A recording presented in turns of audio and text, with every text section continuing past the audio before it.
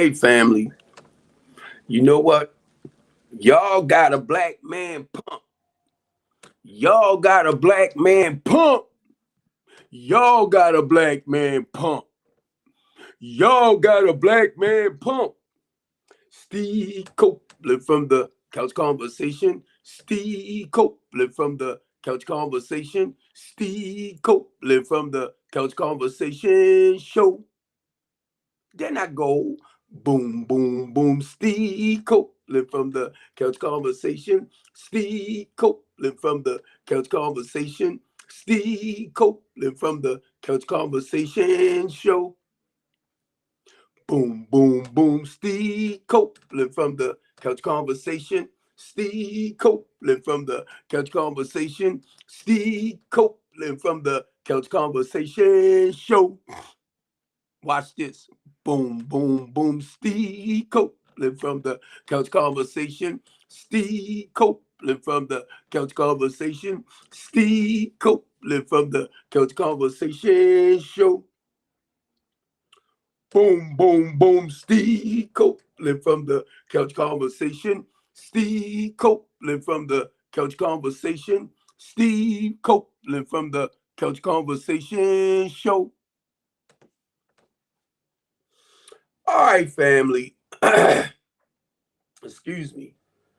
I wasn't going to come on, right, until tomorrow. I was trying not to come on. And I wanted to start my Mondays at 4, Wednesdays at 4, and Fridays at 4, and then Saturdays at 2. That's the Team Talk show.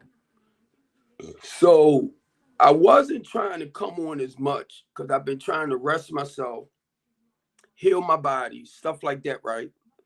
But I want to come on and share some things. And I'm hoping that this guy, Shade, would come over. So I hope he see me. I asked him to follow me. And not only that, it was a young lady on another platform that I was on. And she was talking about some personal stuff that she's going through with a narcissist, right? And she didn't realize at first that that person was a narcissist. And she was explaining to them about that. And then she started telling them her process of trying to get out of it, like praying and stuff like that. Because when you really love and care for a person, it's not that easy to just turn around and walk away. And the young lady was trying to tell them what she's doing to basically muster up the courage and the confidence to walk away. And I'm going to say this. If you don't understand when you love somebody and you know they need it's not it's a very unhealthy relationship. If you love somebody, it is not that easy to walk away. You can say all you want. Oh, I would just leave. I would just this and that. No, it's not that easy. So the young lady was telling them everything that she's doing. Y'all know they turned around and started beating that girl up like this, verbally, mentally. Now, mind you, she already going through this. She's already going through this. So she's telling them how she's trying to break it. And their thing is, oh, you should just leave. How long you know he was like this? Blah, blah, blah, blah, blah, blah. So I shared that my experience with them dealing with somebody that my daughter dealt with. And I know how hard it is for her to let him go. I know how much she loved and really cared for him. But the thing is, her life is in danger. And I knew that. The young lady was telling them that. But I just want to say this to a lot of y'all. When somebody's sharing their truth, listen to them. Listen to them. That's all you need to do is hear them out. I was trying to see was the young lady following me, right? So that I can actually coach her from my end. Please stop doing that to people. A lot of times when people come up on TikTok, if they can't go to a therapist or they can't go to a counselor or they can't go to a psychiatrist, this is the way they vent. You don't attack them. So I stopped, and I'm telling you this right now. I know a lot of us, or let me say y'all, because I don't do it in that sense. When you having your stuff on TikTok, you gain money off of people paying in misery. I watch y'all. Y'all a bunch of manipulating, no good son of a sea biscuits. Because you come on, people come on, you let them disrespect your platforms. I see your number goes up. I see the algorithm, whatever y'all call it. And you'll cut people off like me who will come in and share a solution. You'll cut me off, but you'll let the poison stay on it. That's sad. That's real sad when we use each other like that. And TikTok is famous for that.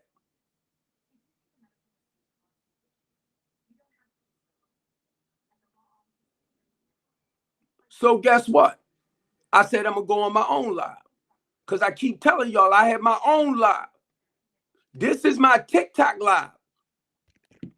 Watch what I do. This is my TikTok live. This is my Restream live. My Restream broadcast network. So I'm on TikTok on here, and I'm on 6 other panels right here.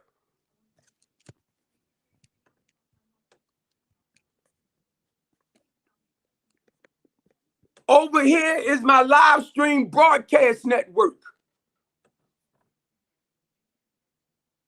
So I'm not just streaming on TikTok.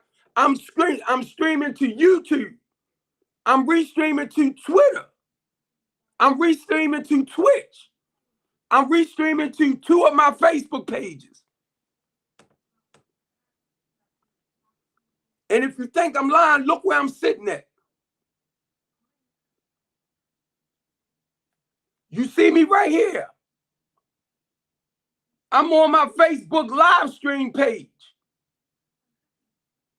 But that's on this right here. I'm on 2 of my Facebook pages while I'm streaming, sitting right here.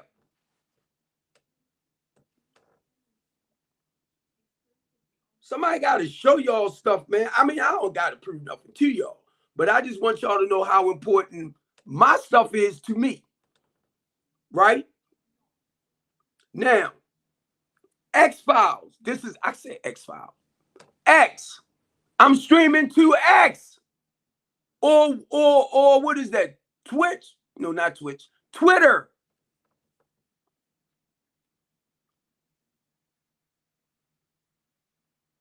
Look, I'm on X. I'm sitting right here on TikTok. This is TikTok right here.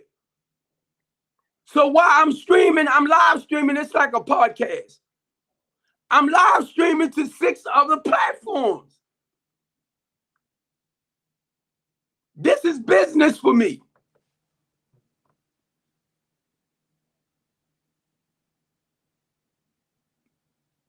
This is my broadcast network. Some of you don't like to listen.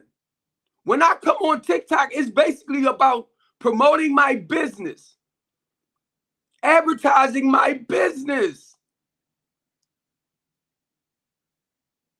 I'm not on here trying to rob and steal and take from our people. Oh, send me galaxies, I'll drop somebody. Send me with them gun things, I'll drop this. Then you got to send 2 to come back up. That's not how I roll on TikTok.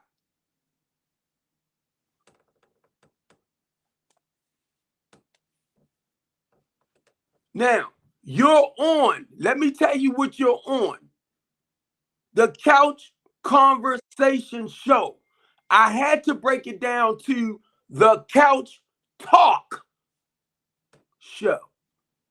Steve Copeland from the Couch Conversation. Steve Copeland from the Couch Conversation. Steve Copeland from the Couch Conversation Show.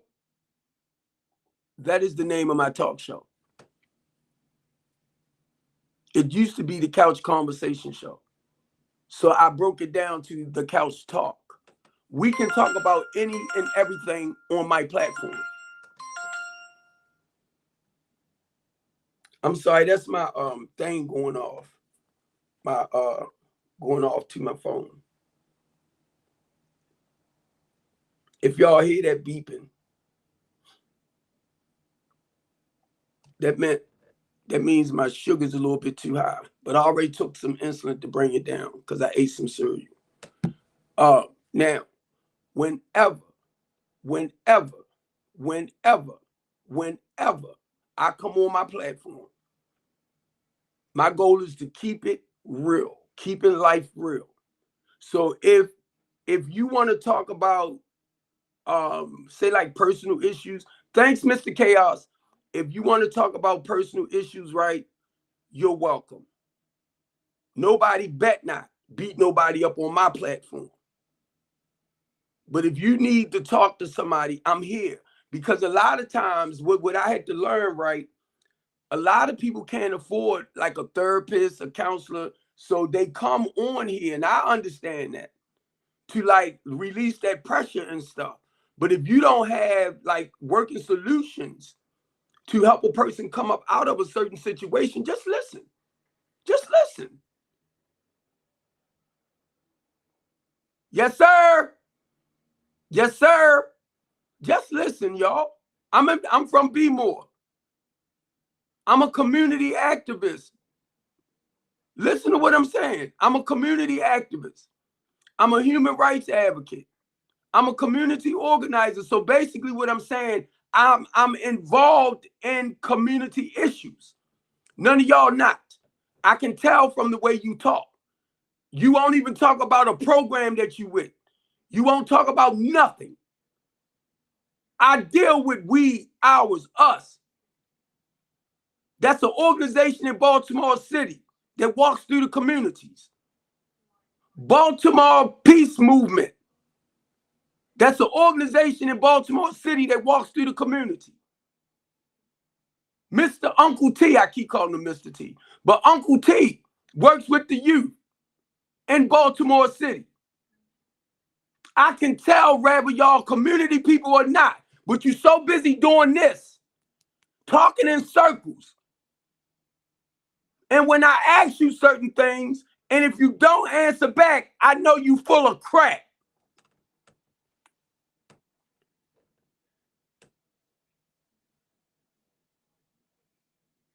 Right. Mr. Chaos, you right.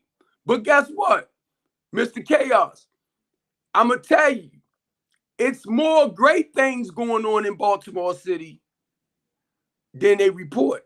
But keep in mind, Mr. Chaos, because I know you're familiar, it's the inner city that they're trying to destroy. You get me, Mr. Chaos? And you know who they are. Mr. Chaos, because I can't savor so much, right? Right. You know, a lot of the stuff, see, I got to watch it, Mr. Chaos, because, okay, thanks. Because I fight against our politicians for not doing their jobs. So you got it. And a lot of the stuff, like I try to tell people, is coming from above. And it's pouring down into the inner city to wipe them out. So thanks, Mr. Chaos, because certain things I cannot say. But he's correct. Because in Baltimore City, in my case, Mr. Chaos, I have to go the opposite way. Brandon Scott, I call my nephew. And I know you know who Brandon Scott is. Ivan Bates, nephew, I helped him get in his position. And when I helped Ivan Bates become state's attorney, I watched how they turned their backs on the people. I say, y'all motherfuckers. Y'all motherfuckers. And excuse my language on my restream, because I'm an ordained deacon in Baltimore, and you know, I'm just real. I'm just real. So a lot of times I have to apologize to my other saints because of me. Because number one, guess what? I'm going to do what I got to do, Mr. Chaos, to try to cut down, Mr. Chaos, a lot of the chaos and confusion in our city. Because he's right. It's a lot. All right, thanks. So look, y'all going through the same things. I just thought about it, chaos. Same up there, same down here. It's just what we do, because I'll connect with anybody in that area in case they want to come together and do some stuff to try to reduce things. You get me, Mr. Chaos? Even in like Philly, me and you talk, and you say, Mr. Steve, I want to open up a nonprofit. I want to do this and do that to help the inner city youth. Those are the type of people that I try to connect with.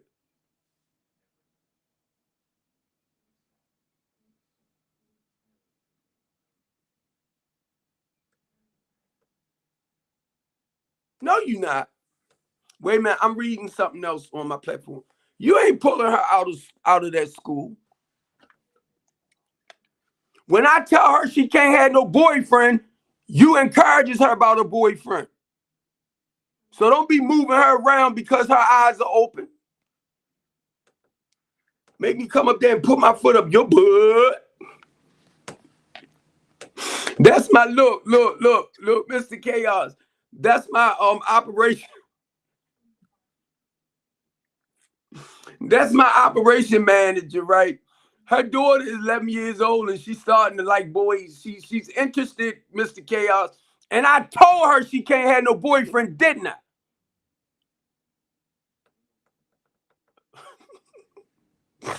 Wait a minute, Mr. Chaos. I'm talking to somebody on my restream. Come on, I'm waiting for your answer next.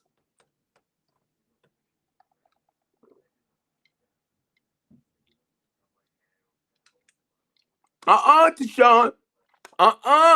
When I stepped in as daddy, as unc, as the local leader, no. You talked against me. That's my baby, y'all. She's not ready for a boyfriend yet. I told you that.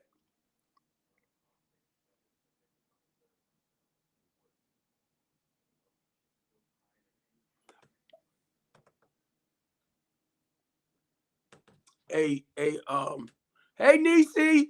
Hey, Mr. Chaos. She told me, she said, I'm talking about Juwan, and you sure can put your foot in my butt.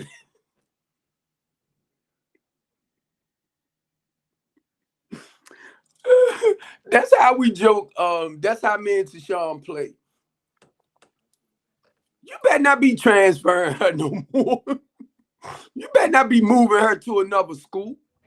But look, y'all, look, this is how, I love kidding and joking, but I love keeping stuff real too. And because of what I do, I don't pay attention to the viewers, right? That's not my thing for coming on here.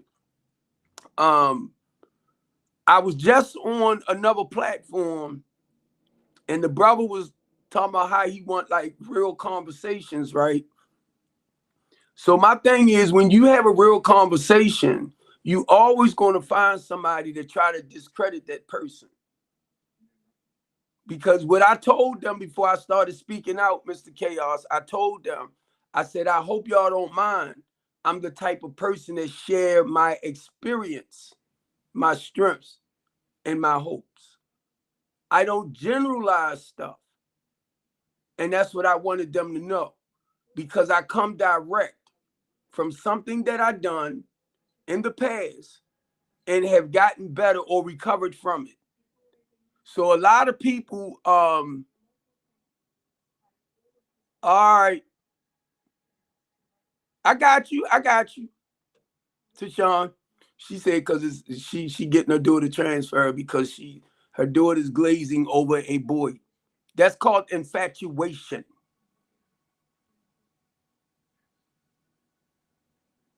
That goes to show you don't know how to raise children, Tashawn. That's called infatuation. She's coming into young adulthood. Didn't I tell her she cannot have a boyfriend, Tashawn, until she turned 110? Didn't I? She gonna hurt me.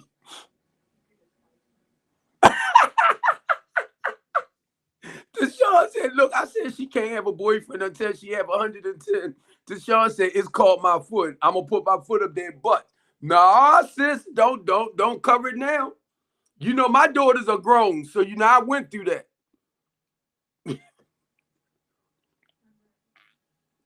But yeah, y'all, come on, Tashawn, because you throwing me off, right?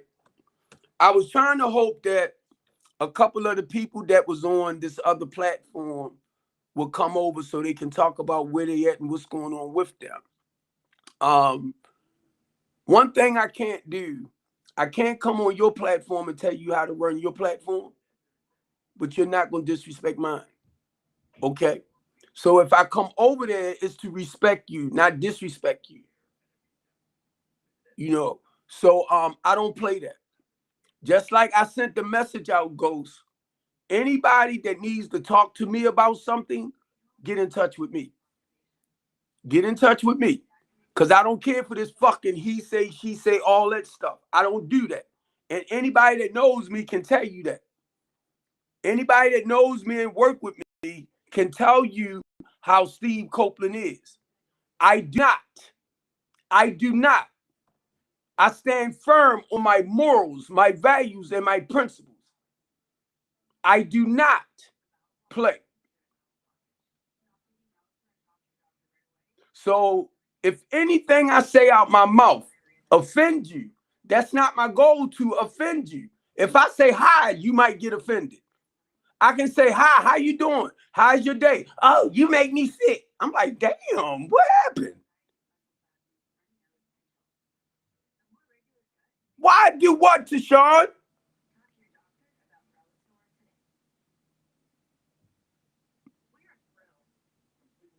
Tashawn, why do what?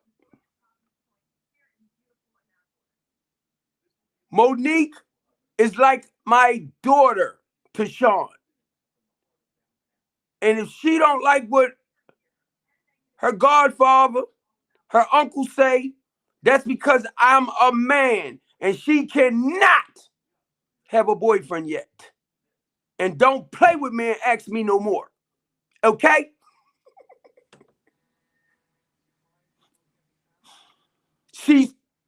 I know it too. She's too young.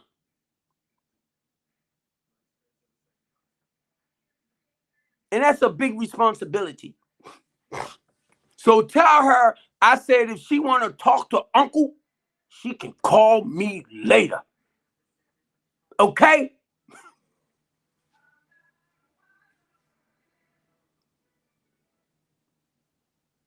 Where's she at?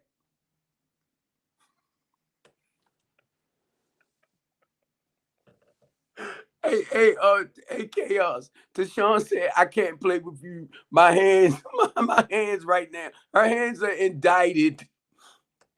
No, you don't. Wait a minute, Mr. Wait a minute, Mr. To me and Mr. Chaos, we are real strong, powerful black men. We don't play that. Oh, she on her laptop. Tell her she know Unc got her back. She know Big Unc got her back. And like I said, she cannot have a boyfriend until she turn 110. Tell her what I said. No boyfriend. Tell her 110, no boyfriend. She got to wait till she turn 110 years old to have a boyfriend. Okay? Tell her right now. See what happened when I come on my daggone live stream, restream to record.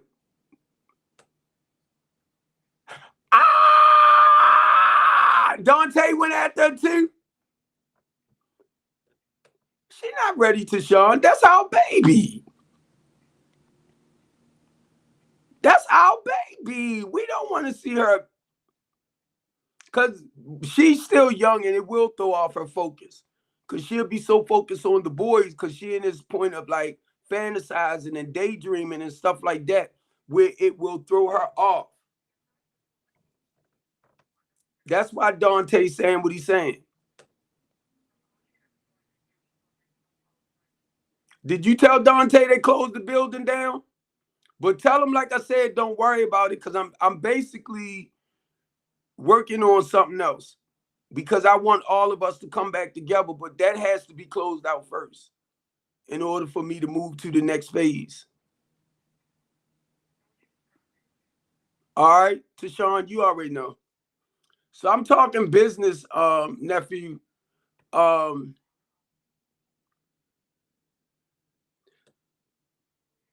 I was going to wait till tomorrow and come back on around 4, but some of the stuff, I don't know, I was trying not to, but some of the bull crap I was hearing, right, really disappointed me because we dealing with grown people, Tashawn, and I'm telling you, adults, and being on here, not being smart on TikTok,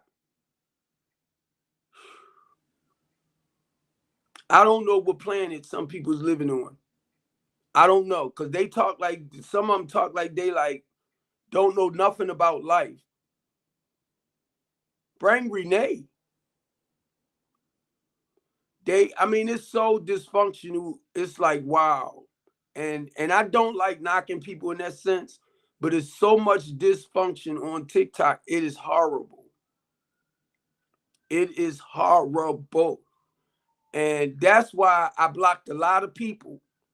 A lot of people that I had a lot of respect for, I blocked them because I don't mind supporting you, but when you turn around and invite me to your live and then turn around and attack me, I'm not gonna keep coming on your live. I will block your butt. And that's what I did. I had to block about 7 people on my TikTok. The old landlord, okay. All right, I think you sent me a message and said somebody wanted to meet me, right? We can talk because what I've been doing, people calling me, I've been giving them Coco number. So if Renee willing to work with them too, when they call me, I'll send them Renee's number as well once they let me know what they're trying to do. All right.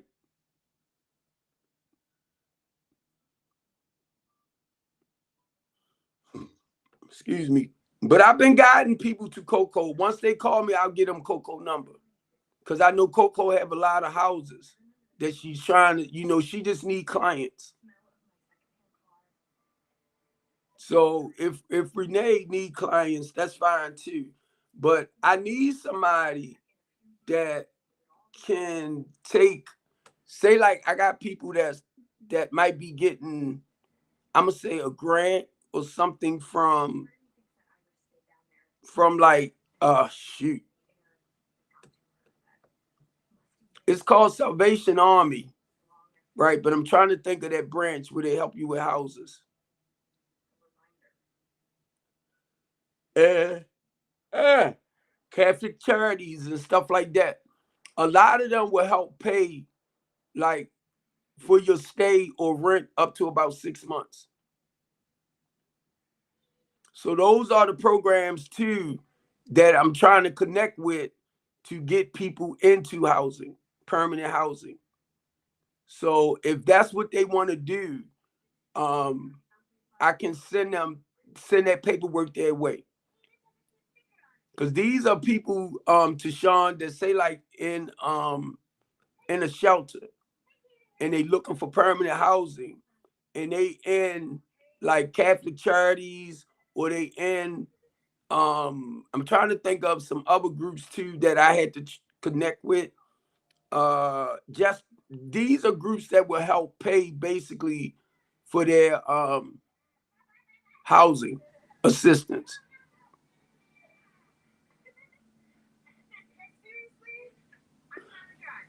Okay. Um, be honest, we're gonna have to talk on the phone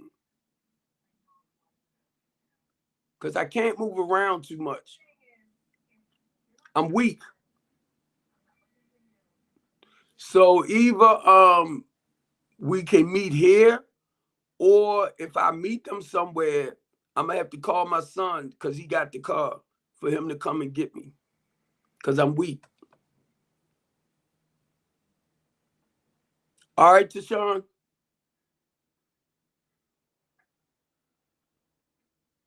And if they call me and I don't answer my phone straight out, just tell them leave a message. Because both of my phones is on silent. Well, I cut the ringer off. That's my way. If I see you, I want to talk to you, I talk to you. If I don't want to talk to you, I won't answer. I ain't want everybody to know that, though. I ain't want everybody to know that. I just don't feel like being bothered, Tashawn. Yeah. Once they set up the Zoom, just send me the information and I can do the Zoom. That'll be a lot better for me. All right.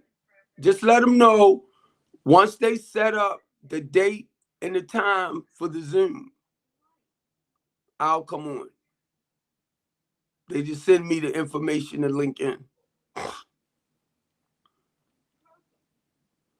But as I was saying to Sean, and I probably get ready to get off, but I just wanted to come on and say some stuff so I can make some recordings of it. Because number one, I want to make it real clear, mainly for TikTok's sake. Please stop trying to come for me. Because I noticed a few people, you know, if I call you nephew or I call you like baby girl or something like that, I'm basically calling you my daughter. That's how I know a lot of y'all wasn't raised a certain way. If I call you baby girl, if I call you queen, I'm calling you this out of respect. And y'all don't know how to receive it. Because I have done that. I called one guy my son. Then I called him my nephew because he's 30. Then he gonna turn around, I ain't your son. Now, at first, we was good. We was good at first. But then he went into that other zone. And all of a sudden, I ain't your nephew. I ain't your son. I was like, uh-oh. So I knew what time it was right then and there, Tashawn.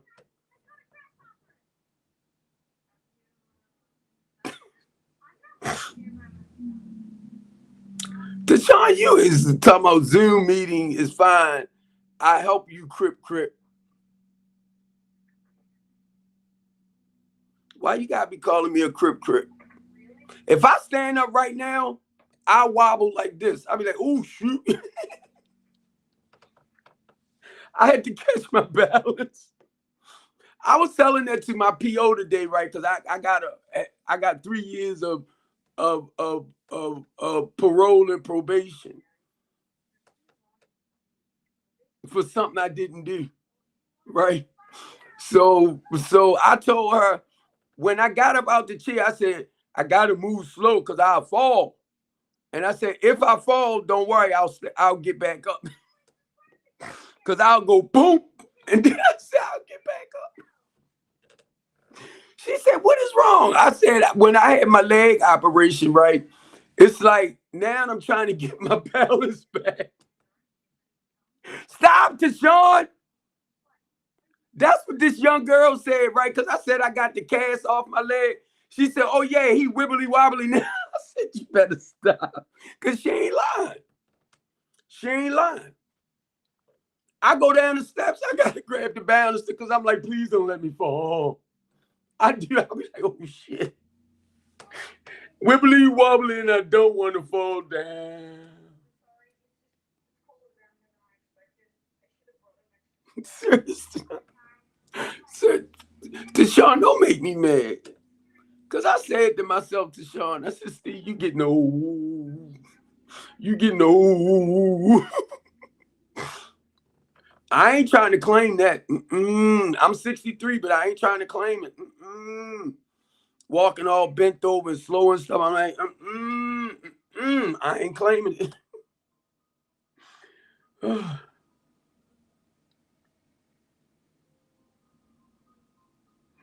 I'm telling y'all. But yeah, I just wanted to come on a little bit and say this, right? And how long I've been on? Almost a half an hour. I mean, 35 minutes. But when I come on my live, y'all, it's about keeping life real, right? And if you know me, or if you read up about me, I'm about us teaching people how to be true to themselves. You can lie to everybody else, but you cannot lie to yourself. So to thy own self be true. And if you look up the Couch Talk, it will tell you basically what it's about. Like, to thy own self be true. Because one thing I learned about life, I can lie to everybody else, but I can't lie to me. So I have no problem when I say sharing my experience, strengths, and hopes, right? And I told somebody today, I said it'll fly right over your head. Because when I talk about my smug lifestyle and the using lifestyle, do y'all realize I'm sharing my Old Testament? When I talk about that old way of doing things, I'm sharing my Old Testament with y'all. Look at the Bible. You got an Old Testament and a New Testament, a testimony. So when I talk about the old, I'm sharing my testimony. When I talk about the new, I'm telling you how God turned my life around. It will fly right over your head. Whenever I open up my mouth and I talk about the past, that's the Old Testament. That's the y'all be like, that's the what is it? What is they, Tashawn? That's the guy Daggett, I can't even get the name out, right? They prophesize. They are prophecies. They talk, they prophesize about what's to come. So basically, when I share my Old Testament, I'm sharing how God worked with them during the first covenant time. Y'all don't realize that was a covenant that God made with them during that time. We're living in the new covenant of the New Testament. I hate doing that to people because y'all be like, well, see, Isaiah such and such and such, Jeremiah such and such and such, Moses such and such and such. Hallelujah. Tashawn smacked me. That's the Old Testament. That was the old way of how God dealt with them during that time. We live by, well, sharing my new testimony. Basically, what I'm telling you is how once I was blind, but now I see. Once I was lost, but now I'm found. So when I say I repent on a daily basis for almost 33 years, I repented from the smugs and the alcohol. I'm a recovering addict. I guess that flew over somebody's head too. What is that? I'm a recovering addict. What I'm saying is I have an addictive personality. I can't do one thing at a time. I have to practice some self-control and self-discipline. I have to tell myself no. No, Steve, you can't do this. No, Steve, you can't do that. Y'all miss the boat. Now, it's plain and it's simple because during that time, I didn't know that that's all I had to do. If you don't pick it up, it won't get in you. If you don't pick it up, it can't get in you. If you don't pick it up,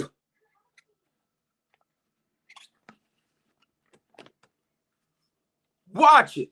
If you don't pick it up, it can't get in you. So,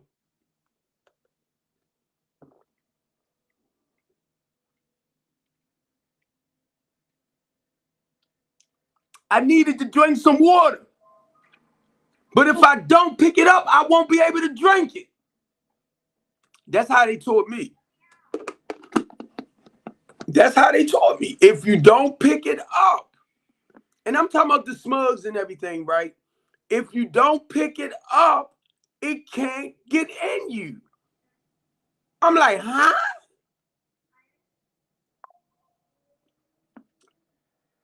It can't get in you. So it didn't resonate early on, but as time went on and I kept hearing it over and over and over and over and over and over, I started realizing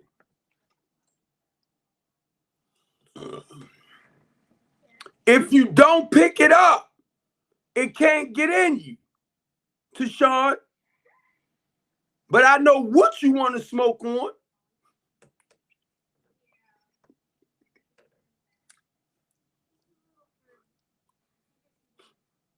And you're not getting it. She gonna lay me out. Watch why she lay me out. She ain't say nothing yet, right? That's my baby right there, y'all. I can pick with the show. That's my baby, baby, baby, baby, baby. If you don't pick me up, Tashawn, I can't get in you. Why she say something smart? You know what, Tashawn? I used to have to use that a V when it came to specs, right?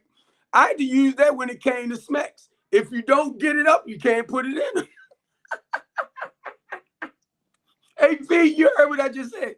If you don't get it up, you can't put it in her, Steve. Tashawn just said, I'm a virgin. She said, wait a minute, I'm a virgin, and if I can get it, I go to North DC. If y'all knew how me and Tashawn talk, me and Tashawn be kicking it, y'all. You better not go to North DC. I heard you say, wait a minute, you said Virginia? I thought you said you're a virgin. I'm a virgin, damn it.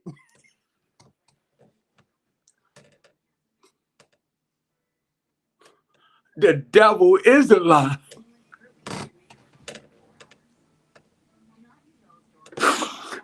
I'm sorry, y'all. Tashawn got my stomach hurting. Tashawn, stop. Oh, Lord. But look, seriously, though, you know that's how they taught us in the NA program. They taught us, about addiction, right? So a lot of people don't understand it's an obsessive and compulsive behavior. If you don't know what that means, it starts with the thought. It starts with the thought first. That's that obsessive thought. Now, once you act out on it, that's the compulsion. That's like you caught up now. So that's the physical side of it. You think on it first, and then when you act out on it, 9 times, hey, Blue, Cindy, 9 times out of 10, you're going to get addicted, right? Now, as a diabetic, say like I brought some little snacks in here. I'll try to eat one a day. But if I'm not careful, say like I'm going through something, I'll eat the whole box. So I thank God that I'll just do one a day. And it's chocolate. So I'm addicted to chocolate too. So certain things I had to learn to practice some self-control and discipline with. Like, no, Steve, you can't overdo this, you can't overdo that, you blah, blah, blah, blah. You know what I mean? So now I'm going to share this for some people that might not understand. Y'all know on this journey, the flesh is at war with the spirit. So a lot of times I have to tell my flesh no.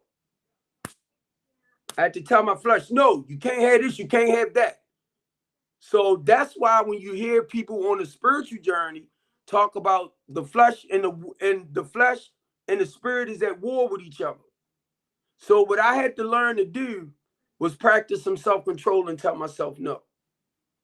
Now, anybody else, they would say, well, I just stopped. I just did this. I just did that. Now that blows me away because sometimes I wrestle with just stopping. But if you have that power in you just to say, I ain't gonna do this no more, that blows me away. And when you say I haven't done this and done that in 10 years, I'll be like, wow. But you didn't go to like no therapy or a 12-step program. I admire that. Do not get it wrong, because that is called self-discipline and control. But somebody like me, sometimes I can't do one of anything.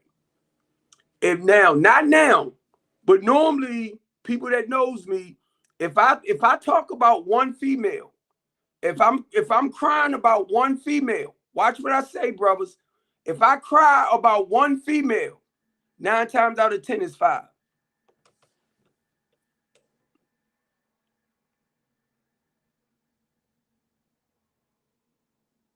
That's up to you, Tashawn, because you're gonna have to take and bring her back, right?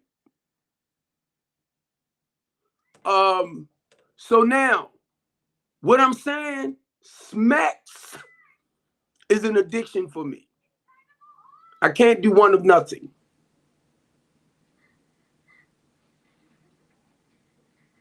But now, I had to recognize what is what, right? And then I had to gain control in that area of being with one person.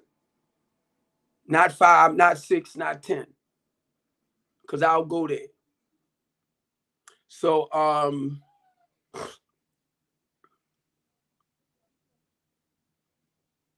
Tashawn, you know she can't travel by herself, right? So 9 times out of 10, if you bring her to a football game in Baltimore City, well, you heard what I said. If she come to a football game in Baltimore City, you're gonna have to bring her. You're gonna have to sit at that game and then take her back home. So only thing I'm saying is up to you.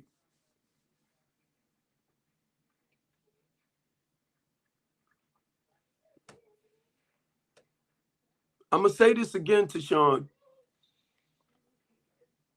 If they having a party before the game, to Sean, you're gonna have to bring her even to the party. Do not make me get up out this chair. Now it's up to you. Now it's a different thing if you had a car. She said she laughing her ass off. It's a different thing if you had a car. You can take her and drop her off. But you don't have a car. So you catch the bus, which probably gonna take you an hour to come into Baltimore. So you gotta get there at least a half an hour before the party start. So she can, and then watch the game. So that means when you take her, you sit your old butt outside on a bench somewhere and rock like this. Because you know you're over 50. So you rock. Oh, Lord, help me, Lord. Help me while my daughter go in there and party, Lord. I told y'all I picked me and Sean pick with each other. Oh, God. I'm glad. Let me tell you something. I'm glad all my children drive. If they want to go to a party, they can drive themselves. If they want to go to a football, basketball, this type of game, they can drive this. They can go on their own. I'm retired now.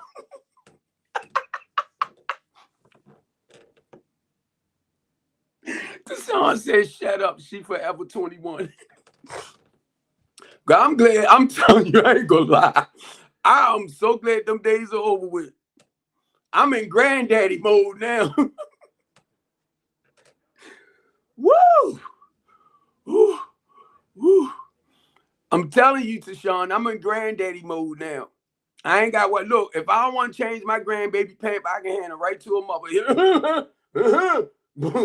She done boo boo.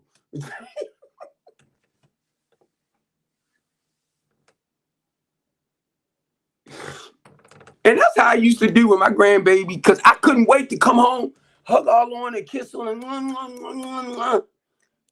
And the moment she pooped, I'd be like, come and get her. She smelled like she poo-poo. I'm like, I ain't got to do it. I'm granddad. I ain't lying. I'm telling y'all. You know, when I ride with my sons and do it, my son, I'm sorry, I only got one son. And my daughters, it take me back to them days I used to push them around in the strollers and stuff like that, right? And change their pampers and all that type of stuff. Man, they ride me around in the car. I ain't trying to wait for them to change my pamper, but I know it's gonna come soon. Wait, I might have to start wearing Depends and stuff. It's just, I ain't there right now. I ain't there right now. I ain't trying to let nobody wipe my boom, boom, boom, boom, boom, boom, boom, boom, boom. No, no, I ain't there right now. Look, when that day comes, Deshaun, when that time comes where I might have to wear the pins, oh Lord have mercy. Did you say he's coming to Baltimore next week? Okay. But you already know what you got to do. So, and I know you don't drive, but you have to catch the bus. If you want to drop her off, like just not drop her off, we have to stay there with her while she go to the party and then go to the game. But you don't have to sit in the same place that they're dancing and stuff.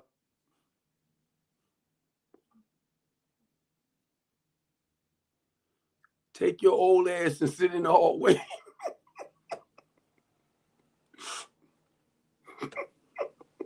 Because them little kids want to be in there trying to enjoy themselves, and you be sitting there singing Kumbaya and all that type of Kumbaya, my lord, Kumbaya. And then they listen to Lil Wayne or whoever them other new rappers is, and you in there singing Kumbaya, my lord.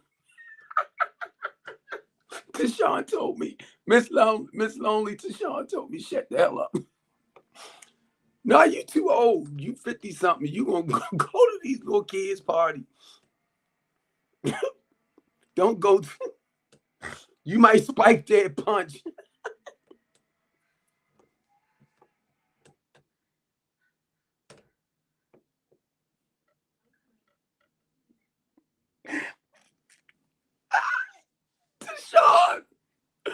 Tashawn, I was listening to 95.9.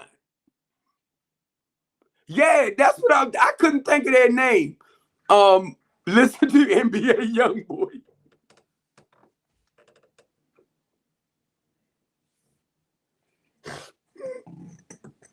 Who in the hell is that? No, I was listening to some Marvin Gaye, right? Because you know I had to call a lift because Lil Steve was at work. This guy was listening to 95.5. And when when I was able to ride around like I used to, that's what I would listen to a lot. 95.9, 95.9, and 96.3. Now, mind you, because I haven't drove in like what 3 years now. So probably altogether about almost 3 years, before that happened. So he was listening to 95.9. And they was playing like Mary J. Blige, and I think it was Eve, because they play what's that R&B softer music. Man, it took me back. Yup, with Marvin Gaye too. It took me back. I was like, oh my God, that's Marvin Gaye. I forgot the goddamn song he was singing because I said I'ma download it. I said Marvin Gaye and them come from the baby making era. Come on. Marvin Gaye, Teddy Pendergrass, turn off the lights and light a candle. Girl, tonight I'm in a romantic mood. You're not getting my body, Tashawn.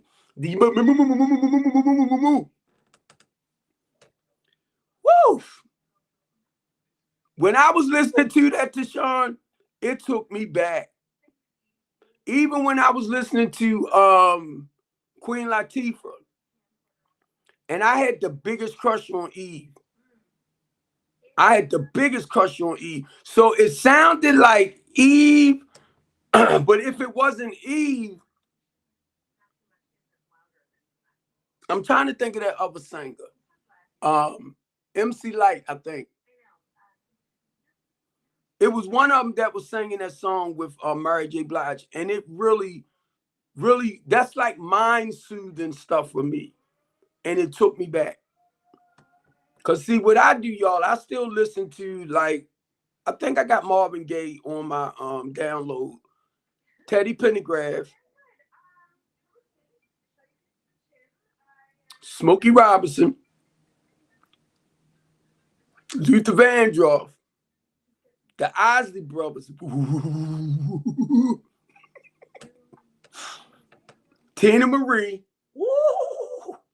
Stephanie Mills. Woo! Patti LaBelle. Woo! What you say? That's too old for me, son. Girl, I know that's too old for you. You're a teenager to me, Tashawn. What you about 50?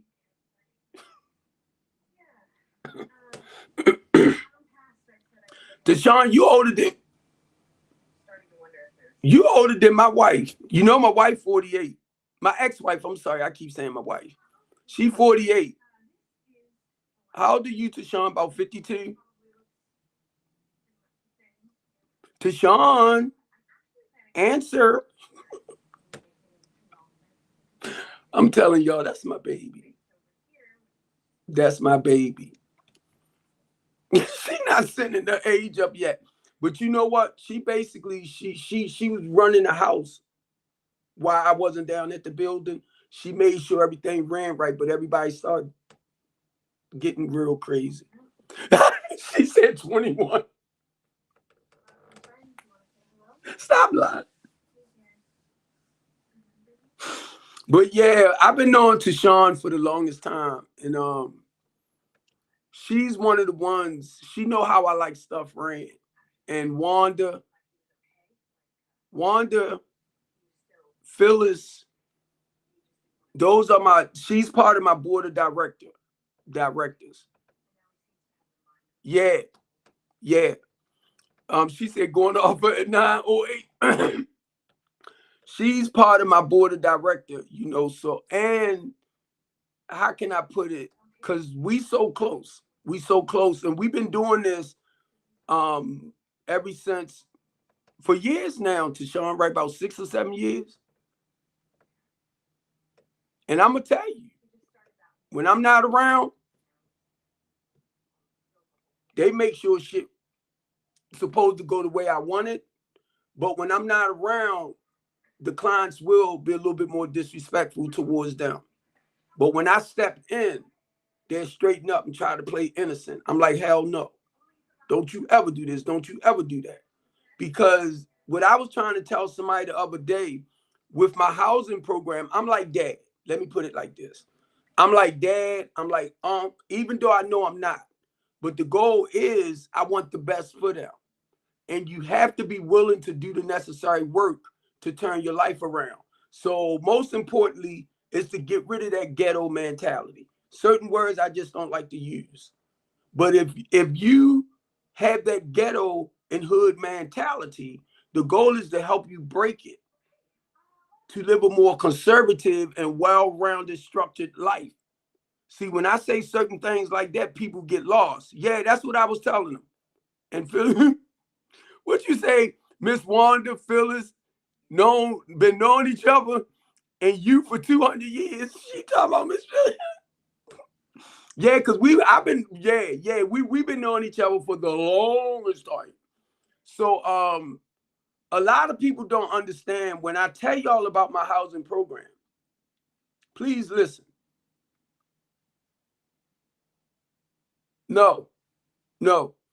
I didn't understand that I live a more constructive life, right? A more positive life. Now, when I say conservative, it's nothing about Republican. It's nothing about politics, right? And I'm gonna tell you, because my niece that I raised, even though she was living in the hood, she didn't carry that hood mentality. So she was more responsible, proper, and stuff like that. So it has nothing to do with your political beliefs. And when me and her was talking, wait a minute, Steve.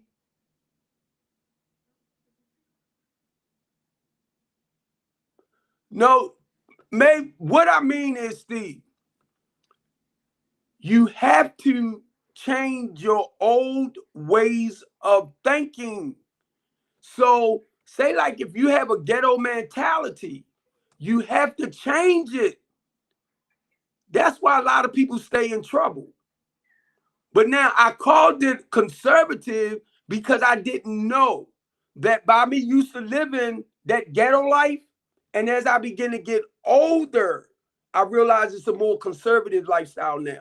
But it has nothing to do with like the Democrats or the Republican. It has nothing to do with that. I'm trying to say your I'm trying to look at the Democrat and the Republican, right?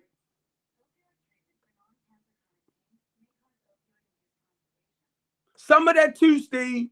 Some of that too. Yeah, because when I talk, Steve, thank you, Steve. When I start talking about changing your old ways of life, basically I'm talking NA. So you're right. You're right. You're right. So remember when I say I had to get rid of that old ways of thinking and living and stuff like that? So what they did, they taught me how to, like, I had to break it. It was a habit. It was a habit. So you're right, Steve. A lot of times when I talk, I'm speaking from the spiritual principles of NA. So you're right. Yeah. So when you hear me say that, Steve, basically yeah. You get me? So if you're not familiar with that type of program, Steve, and say like on the religious tip, because I study Bible, if you're a Christian, then I can speak Bible to you. Thank you. You got it. You got me. You got me. Now, I'm going to share this with you too. So you familiar with the 12 steps, the 12 traditions, and the 12 concepts. That's the 34. That's 36. That's how I do in running my business. But Steve, stop letting me tell my ancient Chinese secret. Yeah, that's what I do. So you got it. When you hear me say certain things, basically I had to break it down to layman, simple terms. And that's what you got it now. You got it. I can't speak like that to everybody because it will fly over their head. So you got it. Certain words I have to use, because I don't want you to know, in a sense, how I'm actually coming for you. So you remember when they used to say, if you don't pick it up, it can't get in you. Now, this is what I do, Steve, and I think I can share this with you. Normally, when people come in my housing program, I tell them, give me 3 to 6 months, right? Because you got to change your old ways of doing things into a new direction. And sometimes, it becomes a habit. So you want to flip it. So the same way they used to say, sit on the front row, take the cotton out your ears and put it in your mouth. Sit on the front row, take the cotton out your ears, put it in your mouth. Learn to listen and listen to learn. Those are some of the same methods that I use here. So it's repetitiously. People don't understand why I keep repeating myself. It's repetitiously until you learn. It's like, I got to watch the words here, but the same way, Steve, I was addicted to that lifestyle. I had to become addicted to this new way of life. And it took a while for that to change. So now I tell people, give me 3 to 6 months because we're working here. But guess what? When I was talking to mainly with the women and children, and common sense came in because of the type of program I have, Steve. Normally, transitional houses, you stay there for 18 to 24 months. So because I do that, she told me that that's what I need to do with the women. Work with them between 18 to 24 months, not 3 to 6 months, because if they more independent and taking care of themselves and their children, you have to learn to help them break that habit so they will become independent. And when she told me that, I was like, wow. So a lot of people don't know, Steve, mainly the women, that it's the programs out there that will pay your rent up to a year. But now, if you on TCA You're not going to make a lot if you getting the rent around about $1,400. So when you come into the housing program, the goal is to put you in a career-minded job, Steve. And what they do for that first month, they'll pay $100. You pay $100. They work you all the way up to that year. So at the end of that year, you can pay for that house yourself, where you won't have to really depend on state and government funding. So when you come in my program, if you're making a little bit of money, the goal is to help you make a lot of money. That's where the apprenticeship programs come in at.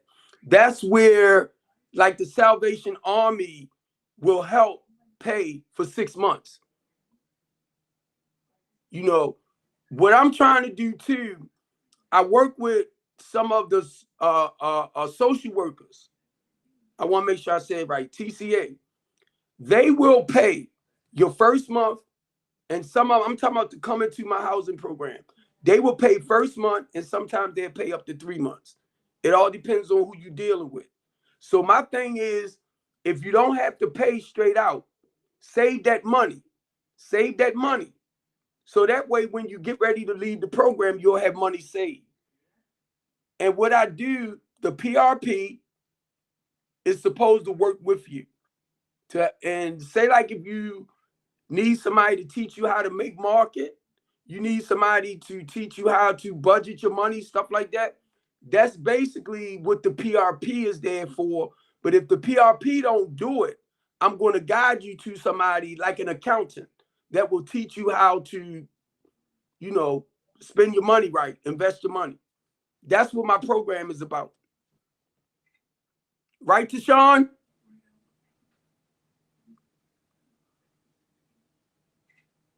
Tashawn, be quiet.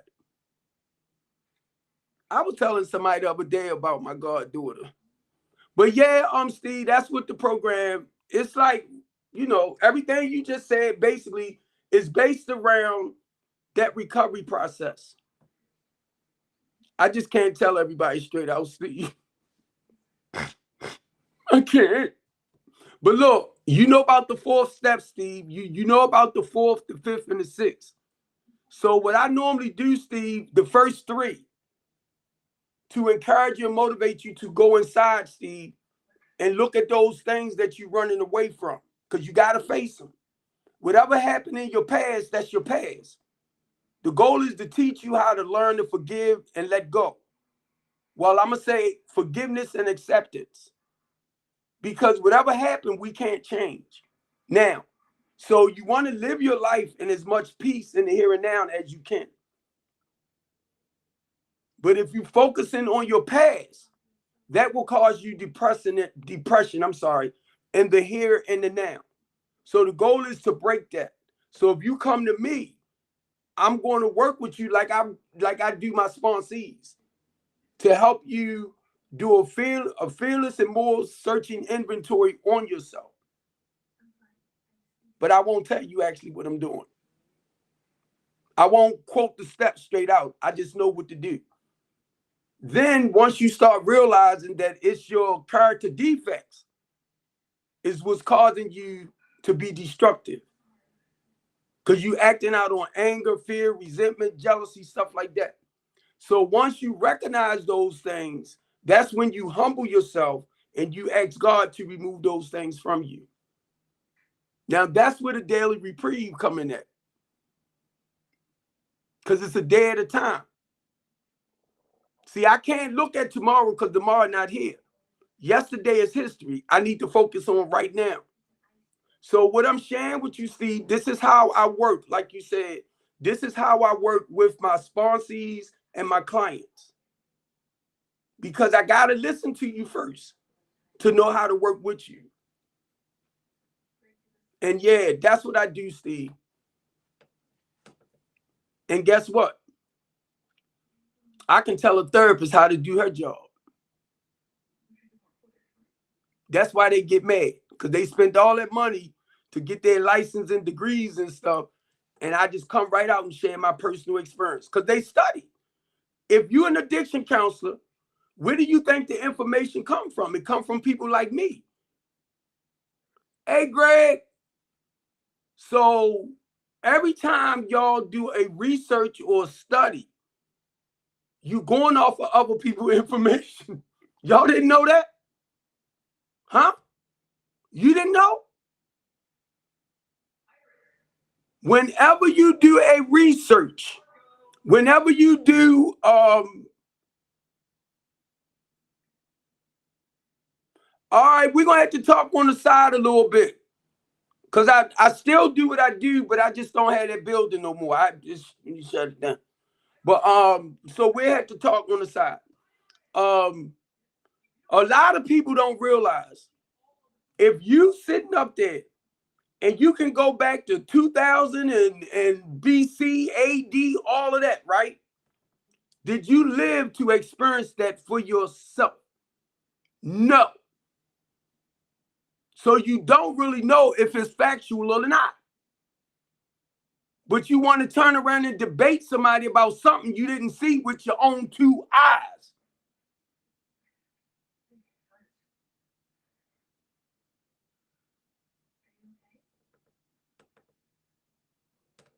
I'm 63 years old, right?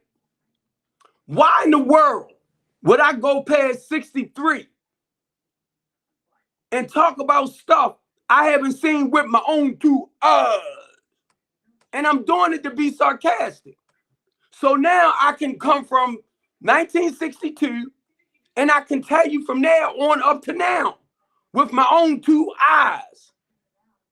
I lived certain things.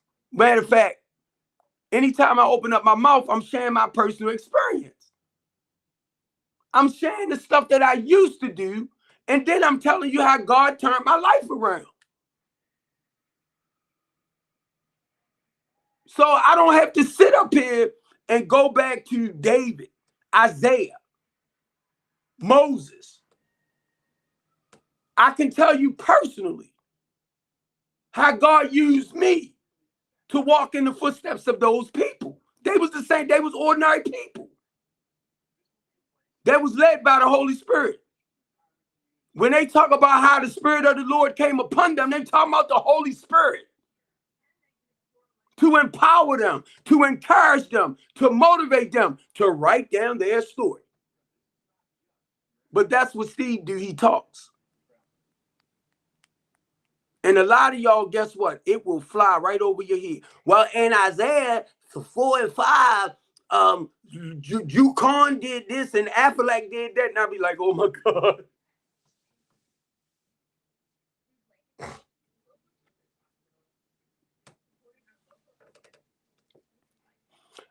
I apologize.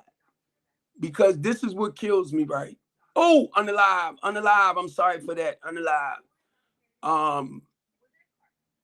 A lot of stuff I didn't understand. I understand it better now, you know. And the only thing I do, I go back into the inner city community to help encourage and motivate others who don't know that you can stop doing a lot of the stuff that's going on and turn your life around. I do not like when y'all say, oh, they ain't gonna change, they ain't gonna this, they ain't gonna that. And to a degree it's true, but I don't look at it like that because it's the ones that I try to go out and reach. Some people, yes, like y'all say, is not going to change. But if you know with a fisher, did not Jesus call the disciples to become fishers of men? Baptize them in the name of the Father, the Son, and the Holy Spirit. Or you can say Holy Ghost, it doesn't matter. He said, come follow me. They were fishers. They were professional fishers. Regular fish. You good at your profession. Come follow me. I'm going to show you how to fish for men.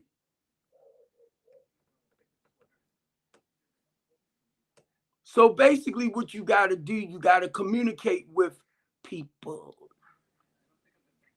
You talk to them. You got to get their attention. You get them to believe in what you're saying. They got to feel it. Because a lot of times once you feed them. So once they start believing or feeling what you said, guess what? The goal is to get them to turn from their wicked ways. That's how I know a lot of y'all don't know nothing about being a fisher of men. And then when I say men, I ain't talking about just men, women and children. Okay? I'm good at what I do because I was called. So I had to understand my purpose in life. So a lot of y'all, now mind you, I came right out of scripture. Did not Jesus tell the disciples to come follow me? They didn't know Jesus. But they had faith that there's something special about this man. And they followed him through the community. They fed people. They clothed people. They went hungry. They was homeless themselves. Read that story. So I'm not being smart. And please don't take it wrong. When I open up my mouth, I'm only sharing with y'all as a deacon, as a man of God, as a lover of Christ. I'm only sharing with y'all how he used me.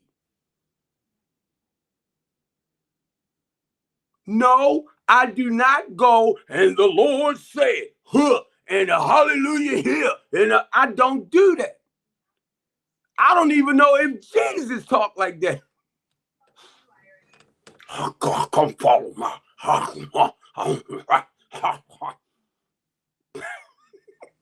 But look, I don't knock the ones that do. It's just, I don't do it. And I can't knock you. That's where you at. I'll be like, oh my God. Tashawn, did Jesus talk like that? And if y'all know about him, Jesus spoke in public. A lot of time he would speak where there were mountains and stuff like that because his voice echoed. Ha!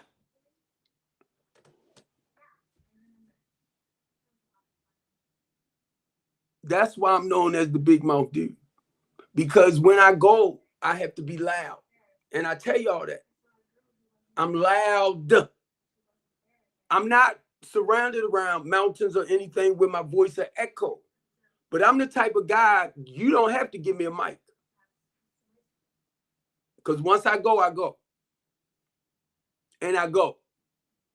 That's why I'm so loud. Y'all be talking, he loud, he this. And I said, didn't I just say that? That goes to show me you ain't listening. With this. You hear me, but you're not listening with this. And I tell y'all, this is ministry for me. Oh, he lying, he this and that. You can say what you want. I know my calling. If you don't pick it up, it can't get in you.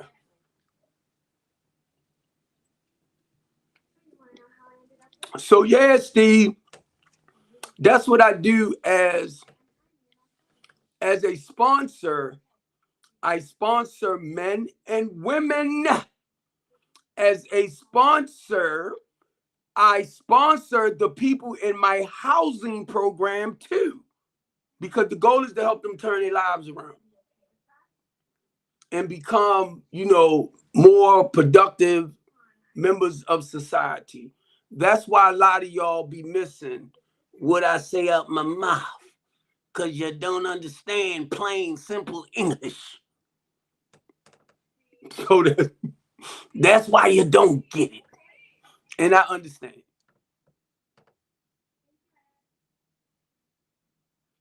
When I say I'm a recovering, I don't drink, I don't do smugs, I don't do none of that. And January the 26th will be 33 years. I don't have a desire to drink or do smugs or none of that. I don't have a desire for it. And I thank God, because that's the biggest thing. Because I don't struggle. You got some people that struggle with certain things. That's because they're not ready to let it go. So because that's how I had to work with people. And even if you say, like, because we was talking about something on another panel, but if you are in a messed up, intoxicated relationship, I can walk you up out of that relationship. But that's something personal. Like, you're going to have to call me and we talk one-on-one and I can share the process with you of coming up and staying out a day at a time.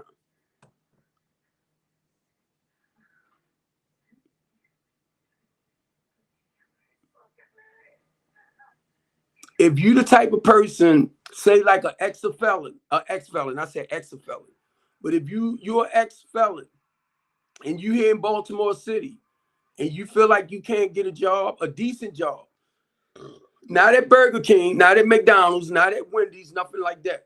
You want a career-minded job where you'll be making over $20 an hour, maybe 30. I can get you into a program that will help you. Because that's what you call a career-minded job. That's a professional job. So if you call me and say, Mr. Steve, I want to get into construction, I got people that can train you and certify you. So once, if you want to do plumbing, you want to do bricklaying. So understand the part of construction. Some people just want to do bricklaying. They want to do drywall.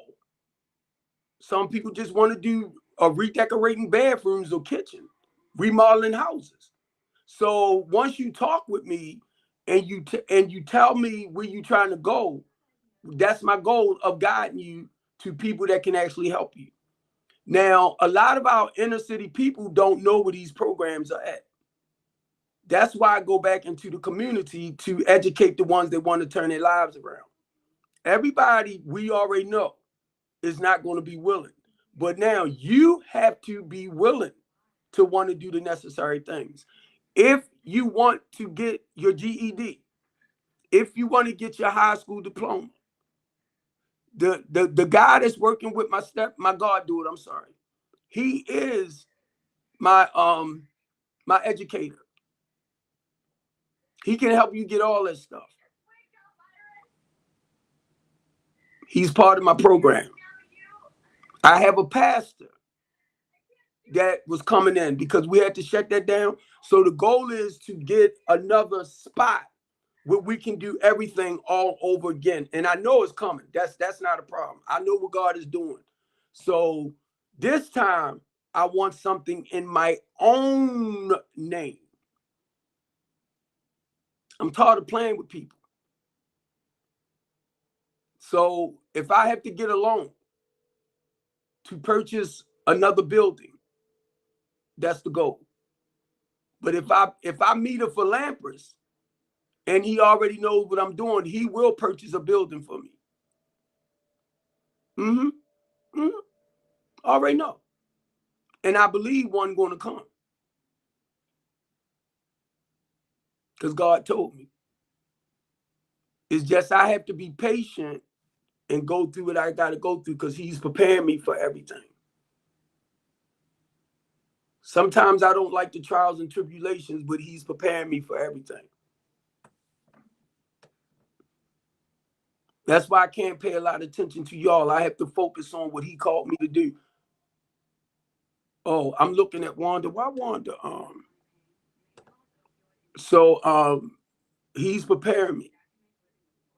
Because once one door closed, I already know he has something bigger and better coming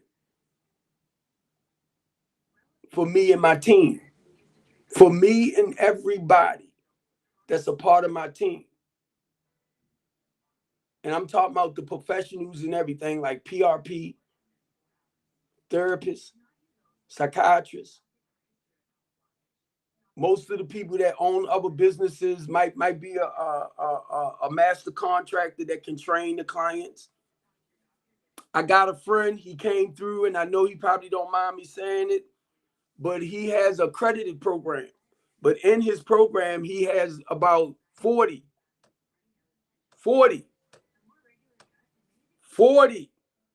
career-minded, type of professional things that they can teach you. I didn't know he had that many. So what I called him after that is that one-stop shop. I don't have to go searching all around. He got everything in one spot.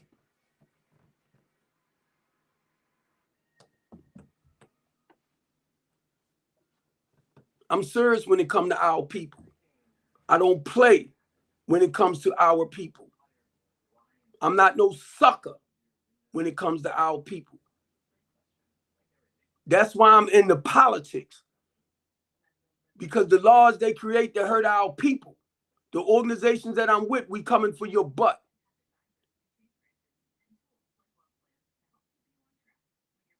But y'all, what y'all to do, y'all turn around and insult me when I'm out there fighting for y'all. But guess what? Sometimes I want to give up because of my own people.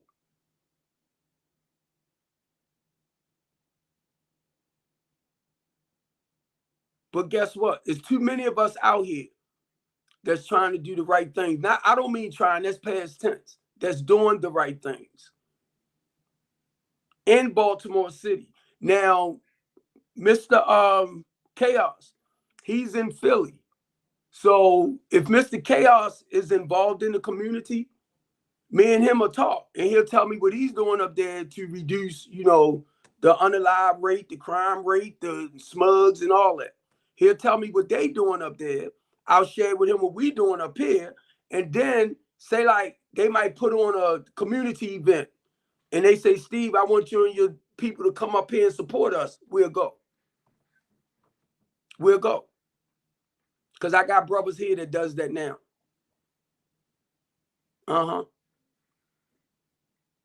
I got a brother here, Dr. Oh, come on, I'm getting the brain fart.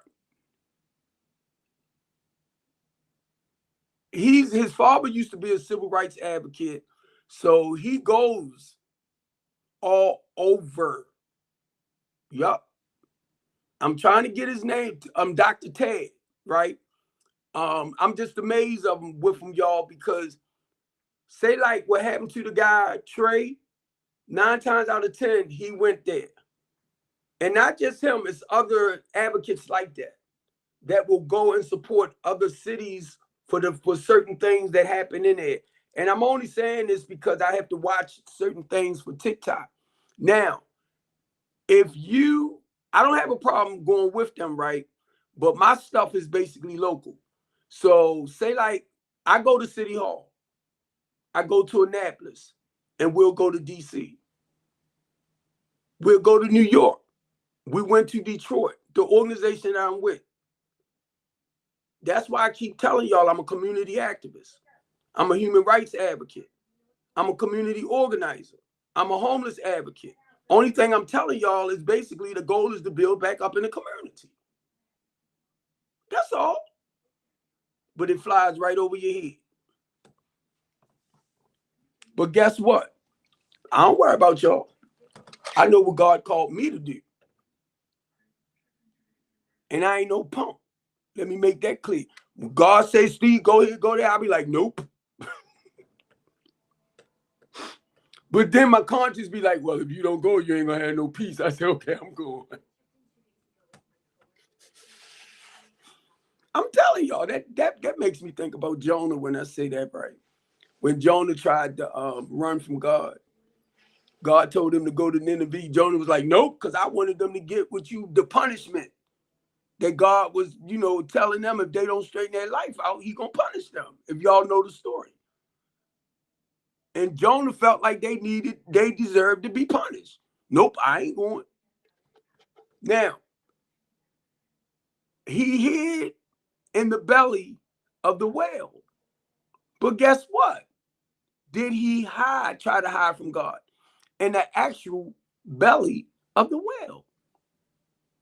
That's a metaphor.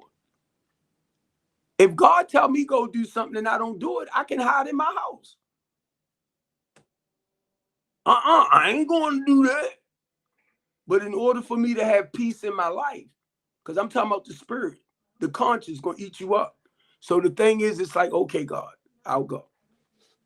And I might be scared for my life. And I'll say, okay, I'll go. Because I'm not realizing at the time he's going to protect me. Because my flesh don't want to do it. But my spirit, I had to pray that my spirit become willing. So when I hear a lot of people talk scripture, it flips around for me.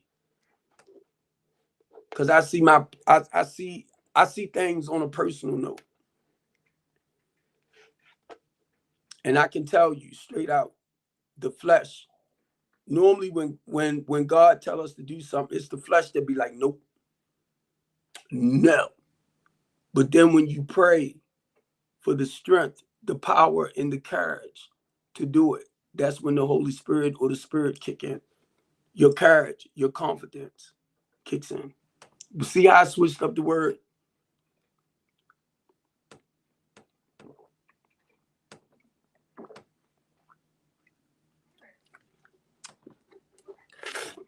Now, if you not say into the Spirit, and what I'm saying out of my mouth, I already know it won't make sense to you. It won't. But if you listening to me from here, spirit-wise, you'll understand everything I'm saying. But if you listening to me here, I'm going to lose you every time. I already know that. Mainly when you come back at me, I can already tell. You hear. You listening to me here. You hear me. Don't get it wrong. You hear me. You hear me. But you're not listening to me.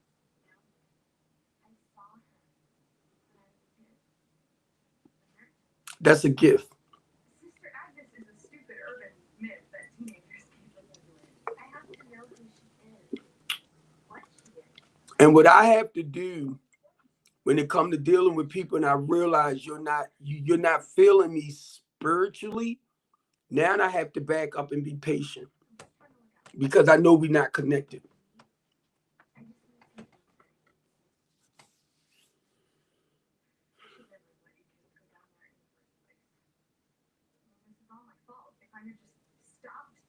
Tell y'all everything I do.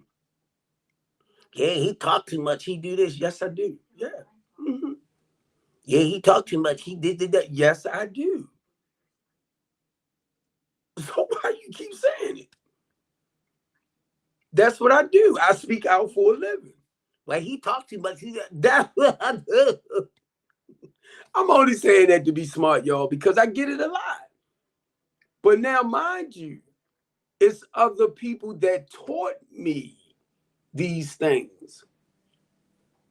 That's all. If you ask me to come to a church and do a sermon, I'm going to break it down and make it so simple. That's what my pastor does. My pastor he teaches scripture. He don't preach. He teach. He breaks it down and make it so plain and simple that a 5-year-old can understand it. Because my son was in the nursery and we have a TV in it. So a lot of the stuff my pastor was talking about, my son already knew. Because he teaches it to break it down and make it so plain and simple that a child can understand.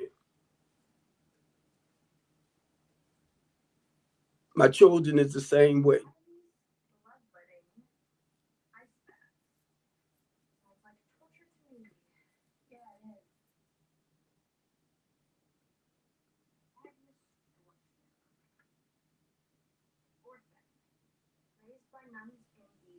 So whenever I talk with, say, like other pastors, bishops, elders, apostles, you might have some people that call themselves prophets, such and such and such. Whenever I talk with them, we right here with each other, right here.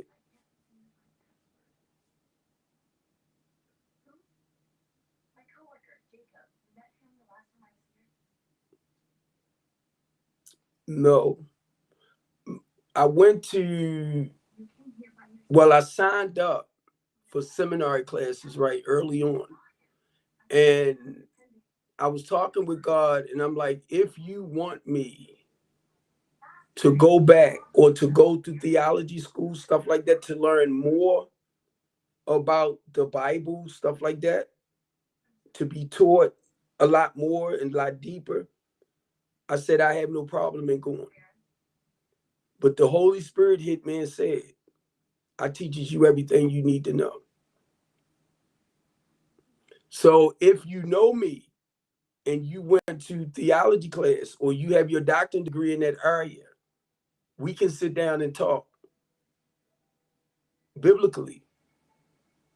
And if you know I didn't go, you know it's the Holy Spirit that's guiding me. That's the type of conversations we have.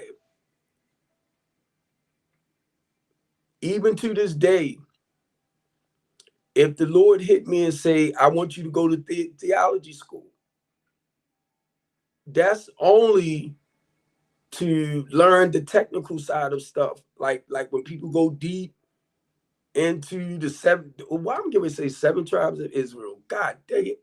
When they go deep into certain things come, it's real simple for me. Whenever I hear y'all talk about certain things, it'll take me back to the study part. But I'm not good with keeping that here. So a lot of times when you say stuff, it just give me flashbacks. It just helped me to remember, oh yeah, I remember this, I remember that, because I'm so used to talking it out. And I shared this with somebody the other day. I do not like to hold a lot of stuff here because my biggest fear of having all of that is I'm scared I might end up having a stroke or something because I got so much on my mind, or I'm scared I might end up having a heart attack because I got so much on my mind. And the goal is I have to try to free my mind. That's the goal. That's the goal. So what happened yesterday stayed in yesterday. I have to focus on the day because living life, the pressures of life. If you notice, a lot of people, very, very, very smart, intelligent, they use their brain a lot.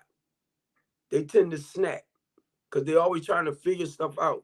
Certain things you don't have to figure out. It is what it is, what it is. So say like if I'm talking to somebody and they in school to be a doctor, and they will tell you point blank, they have a photographic memory. They more like scientists, right? And they telling you point blank where they at. And if you don't understand where they at, and I seen them do this to this one young girl, 21 years old, in college, working on becoming a doctor. And they ate her apart because she's more like on the scientific side, right? And she's not used to dealing with stuff in layman terms. And that's what she told them. They didn't even catch it. So this is what I did, right? To help her understand she's doing a great job. I started sharing with her what's going on with me as a diabetic.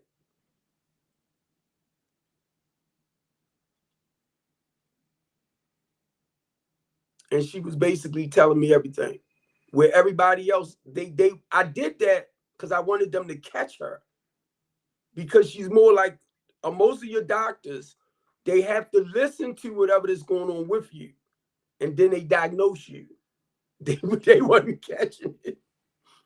That's how they treat the symptoms. They diagnose you by listening to you. That's why they ask you what's going on with you, blah, blah, blah, blah, blah, right?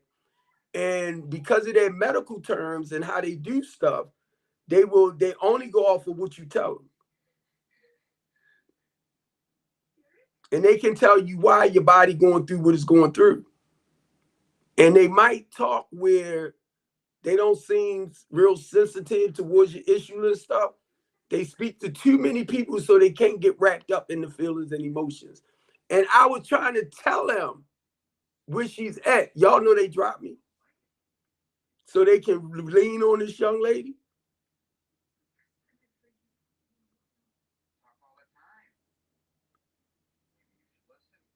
And it wasn't her. It's a lot of these hosts that's on here. When you have people that's coming for people, you know they put their algorithm up, whatever it is, and you doing this and that. And then they got like 1,000 people in there for the chaos and the confusion. So you know they making money. Let's put it like that. So they'll start beating up on that one person. To me, I be thinking y'all be making phone calls to each other. and say tonight we're gonna do this, we're gonna do that. I do. Because it seemed like it's what synchronized.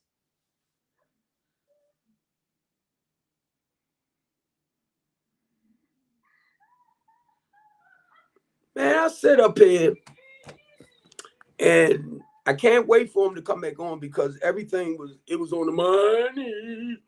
But look, this is Albert, right? Because he wants you to come up where basically you can talk about whatever that's going on. And the goal is for people to comfort that, right? So it was a guy up there sharing my story of what I went through with the child support stuff and all that, right? And he was telling them everything. And the women kept coming back at him. I said, no, whatever he's saying, I went through the same things. So I told them, I came in, shared similar story. They went right back to him. I said, women, y'all, don't get it wrong. I'm not knocking y'all. Please don't get it wrong. Y'all don't listen to shit. Y'all don't listen to shit. This guy, Tashawn, everything this guy was talking about with the child support and all that type of stuff, everything. And they was talking about this man was fake, this man was phony. I said, no, she took you downtown out of envy. He was already taking care of his son. He shared with them why. So it reminded me of me. But the difference with me, I went down child support and cussed their asses out. Told them that. Because I raised my two stepdaughters before my daughters came along. And I got mad that she took me down there like I was a sorry person. And that's what she did with him. But he didn't raise no stepdaughters right. Put them through college and everything. My daughters, no. See, that's why I know people don't listen. I said, no. Look, my kids are grown now. I couldn't wait because I never wanted my kids to think like just because we had our Lord, their mother and I didn't want them to think I didn't love their mother. It's just people go through stuff, right? So I couldn't wait till they got old enough to see life for itself. And I'm gonna tell a lot of y'all that even the men, stuff like that will fly over your head. If you have not experienced what a brother or sister talking about, and I'm not trying to be smart, shut the hell up.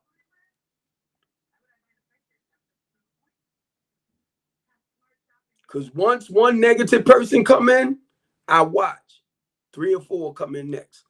And then that person trying to explain themselves, they trying to talk about what's going on, and y'all come jumping right on them. I'm like, oh my God. So you know what that shows me? How sick individuals y'all are. When you feel like you need to attack somebody for their stuff, how sick y'all are. So when I open up my mouth and talk about Steve Copeland, come on, come on. Because you can't, there's nothing you can do about my truth. That's my experience. You can say what you want out your mouth. Because number one, I know 9 times out of 10, you hurt about something and you're coming for me. Bing, bing.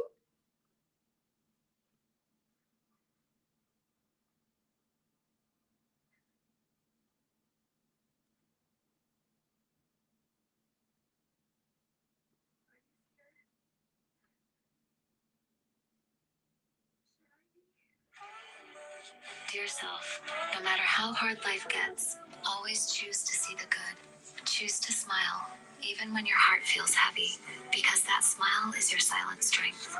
Choose to be happy, not because life is easy, but because you refuse to. This on TikTok. You are stronger than your storms, so keep choosing peace, hope, and joy every single day.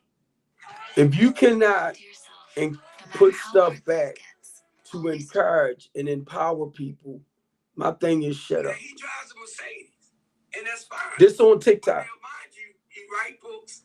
He go to other churches, and a lot of times, if you have a small church apostle, he won't come to your church because 9 times out of 10, the choir itself and the ones that support my pastor, we're gonna overflow your church. I'm in the mega church, so I'm talking to an apostle about how we do things. Out what church we go to, because like if Bishop, I'ma say TD Jakes come out. Now you know, apostle, we had to pay for TD Jakes. You know that, right? Oh yeah. Yeah. So now the prices he was charging at first, my pastor felt like that was too goddamn much because he wanted about 30,000. But I don't know how much they end up paying him to bring him out. Just like if we was to invite, I'm trying to think, say Creflo Dollar. Creflo Dollar might charge about say 15,000 to go and on tour. But guess what? It's supposed to be free. You're not supposed to put a price on it. But it's the word. And apostle know what I'm talking about. But that's how a lot of them make their money. Kenneth Copeland, apostle. I know somewhere down the line we probably family. Now look at all this money this man bringing in. Driving his own jet around. Matter of fact, from what I heard, or he be hearing, he got several. He even purchased one from what's the name? Why you got all that? But now These are like this live right here. I'll make some little clips and I'll send it over to TikTok. Basically, educational purposes only. Then I'll send gospel music just to inspire, uplift, stuff like that.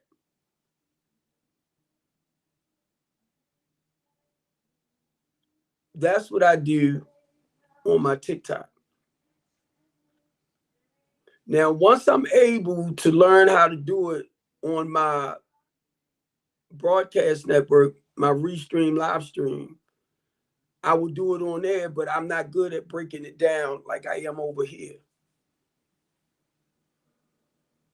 And I tell a lot of people, I have a broadcast. Wait a minute, I'm sorry. I have my own talk show. It's called the Couch Conversation Show. But what I did, I moved the conversation out and I just put it the Couch Talk Show. I do my own. I don't have to come on your stuff. I do this, I come on your stuff out of respect because I know it's business for you to support your business, your live stream business. I don't have to. So a lot of y'all to be like, you go over to your stuff. I keep telling y'all I got my own. The Couch Conversation Show. Not just that I do this on TikTok. Right now, I'm restreaming from my broadcast network on my iPad. So be honest with you, I don't have to come on your stuff. And I'm going to make sure I send that back out because I come to support the host.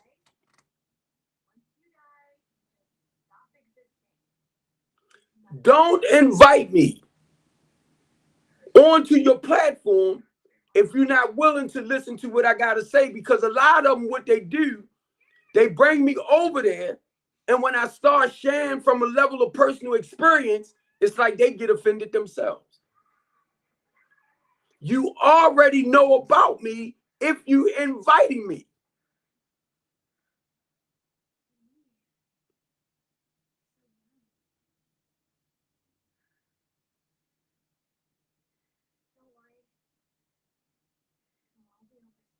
Now, if you want to invite me because you want to hear some bull crap, don't invite me on your platform.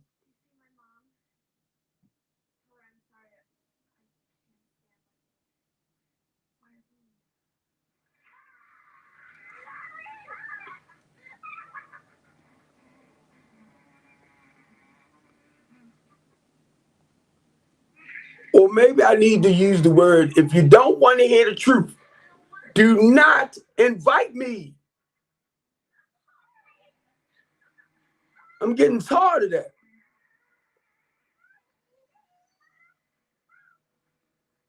And I'm not finding TikTok as interesting as it used to be.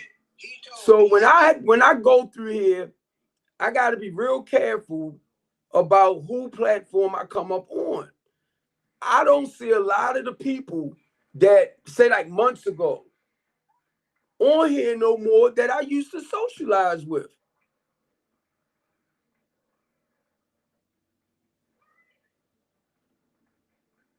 And to be honest with y'all, because I see some of y'all popping in, I blocked a lot of people. I was telling my moderator, I said, I blocked this one, I blocked that one, I blocked this one, I blocked. She said, you did all that? I said, yeah. Because number one, please don't come for me. Please don't. I'm begging you. Because I'm trying to be holier than thou. So when you come for me and that side of me that Jesus flipped the table over with, he gonna come out. Did y'all forget he flipped the table over in the synagogue? Because he didn't like what they was doing? Oh, you supposed to be perfect. You supposed to be like Jesus. I'll be like, y'all better get out here with that bull crap. Jesus got angry and flipped that table over. And the guy told me, he said, yeah, you know that table was made out of stone. So you can imagine how mad he was when he flipped that table over. That was to flip a stone table. And then it hit me. I was like, oh, he was real mad. So that's the human side of us. We got a good side. And I don't want to say his side is bad, but when you hear me say things like that, like good qualities, and I might say bad qualities, right? But we have, and I'm talking about the human being, which a lot of y'all don't want to admit. You got a side that get jealous, feel insecure, rebellious. And then you got a side that's truly loving and caring and stuff like that. So when I tell people I am a Christian, the only thing I'm saying characteristic wise, can I say that again? The only thing I'm saying characteristic wise, I am inside a loving, caring, kind, considerate person. But when I say this, and I got to clear it up, if you get me wrong, I can be a rotten, no good, rather than me saying son of a B, right? I'll say son of a sea biscuit because I got to look at me. So rather than me letting that side show up more when you hurt me or you coming for me, I try to be more loving, kind, and considerate. But then when you piss me off, watch that other side. Oh, he ain't got no control. He letting his emotions. No. Keep in mind, at 15, I used to carry a pew-pew.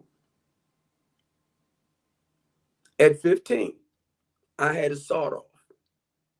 At 15, I had a machete. At 15, pissed me off.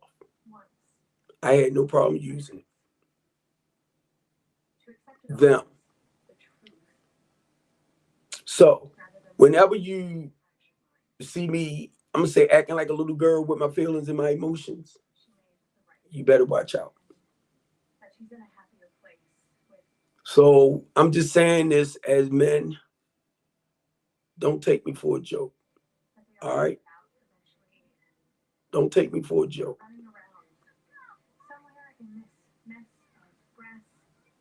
I don't play. You can talk all that, I'll do this and I'll do that. Well, I'm in Baltimore City. Come on. No, well, see, what this feel like? No, come on, I'm in Baltimore City.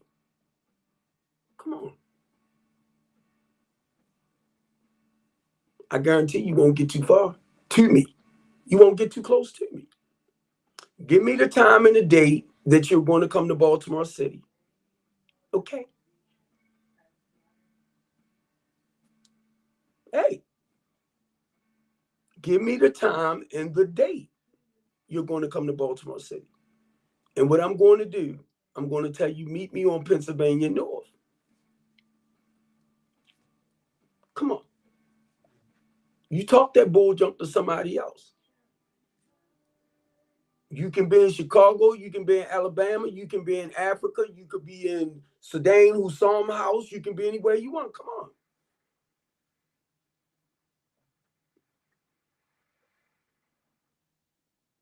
Did I say something wrong?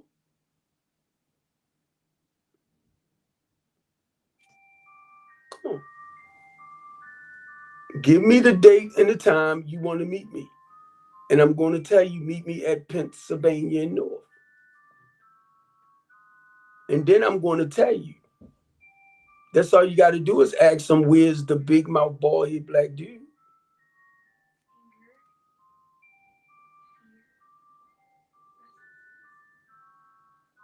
That's all you got to do. But I know you ain't going to do it. Because do you really think you're going to be able to get close to me? Give me the date. Give me the time. I'll probably get there half an hour before you. Because I don't want to be late. Come on. I ain't got to touch you. Let me show you what old school is all about. Come on. Pennsylvania and North Avenue. That is the area I normally be in to help our young men. Not only that, if somebody is struggling with smugs, the goal is to encourage them and help them. If they want to get into like a program or whatever, you got them to a program. So that's all you got to do. Come on.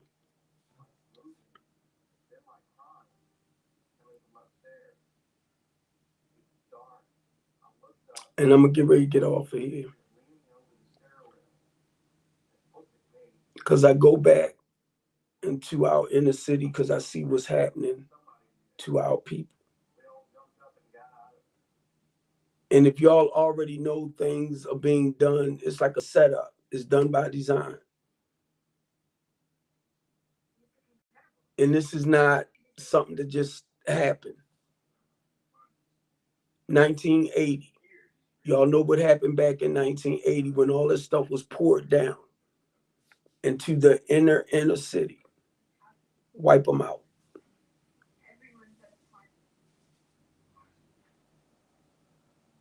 I was about 18 then. So I remember when they did it.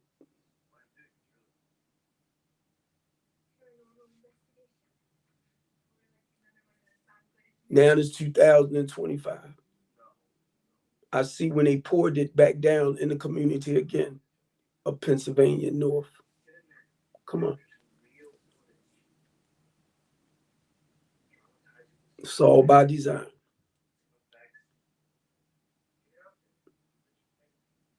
And do y'all know how that make me feel to watch our people going through what they going through? And the first thing y'all will say, oh, they ain't gonna change, oh, they this, oh, they that. But see, you'll keep running off at your mouth when you gotta come in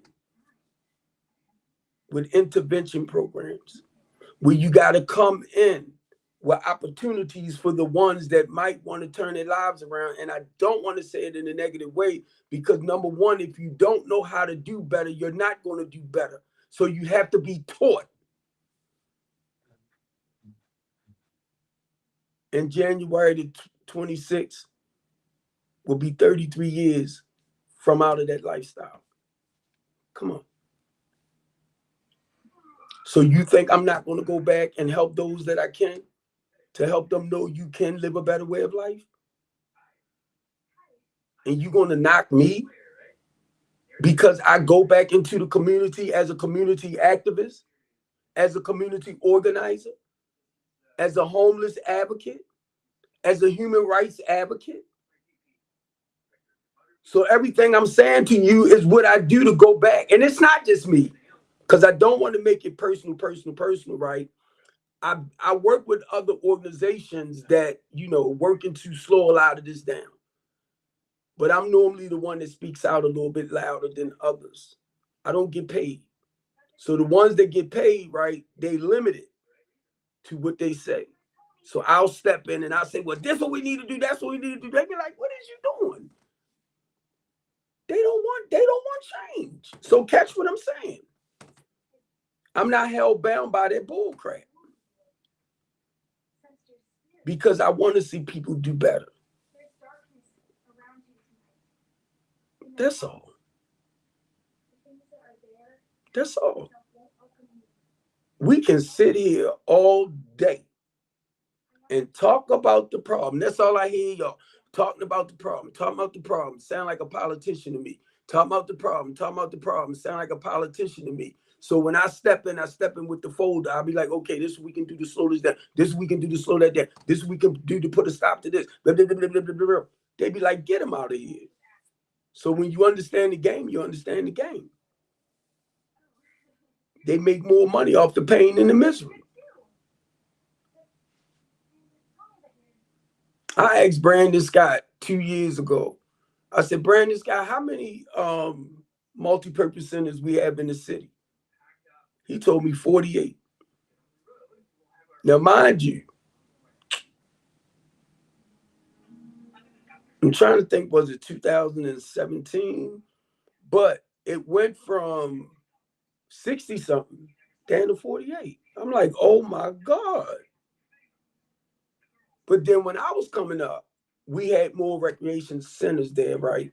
Where you could do music, art, theater, dancing, all that stuff. Gymnastic, all of that. Because I did that coming up. So just to know they cut a lot of those programs down, that cut out the opportunity for our youth to embrace themselves. I mean, get off that stress and all of that. That's why you create an atmosphere for our children to be able to come out the house and just embrace themselves, enjoy themselves. It has to be a safe zone. This is a conversation we had last night too. And I call him my nephew. He was like, yeah, but there's no kids around here to go to that rec day building. I'm like, they're going to come. There's no kids. I said, they're going to come. And look, come on. You talking about a residential area. It's no kids living in a residential area, family residential area. They mainly in the house. And he kept saying it. On their computer, on this, on that, they will come out for a couple of hours and they're going to go back home. And some of them going to go back to the computers or their games. You know what I mean? But they will come out. And I'm steady telling him that, right? And he talking against it. But then he'll flip it. Then he talk against it. Then he'll flip it. I said, you know what?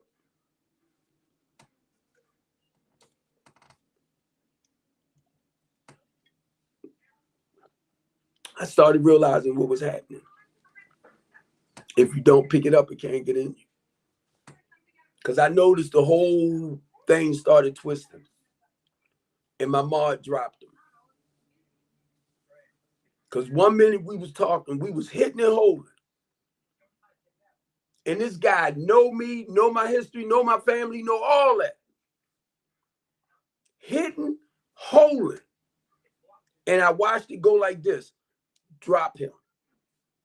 And I told her, I said, anytime I'm on my platform and anybody come up, I don't mind you talking. I don't mind you expressing yourself. But when you start poisoning my platform, bye. And I was trying to tolerate it because he calls me uncle. I know him. But I had to realize, right, if you don't pick it up, It can't get in you. And my mom came up and said she was telling him because of what I do, right? And these are other organizations, because anytime you open up a multi-purpose center, one, you're going to have a director in that multi-purpose center. And everybody that's in that multi-purpose center, their main purpose and interest is the children. They're going to have computers in there, you know, the laptops, all that type of good stuff. And not only that, when you open up a multi-purpose center too, and I just thought about Dante, you want to get a tutor there as well. Because some kids need that after school, you know, training. Say like they fall in, you know, Scooby Doo. I'm trying to get it right. They need somebody to tutor them, to help educate them, right? So most of your recreation centers for children, they have them in there. They have them in there to train them and all that. So I'm explaining all of this to him because I'm getting ready to open up a recreation center. So I already know what needs to be done. So I'm telling him where other organizations at multi-purpose centers for youth in the city, right there at Reservoir Hill.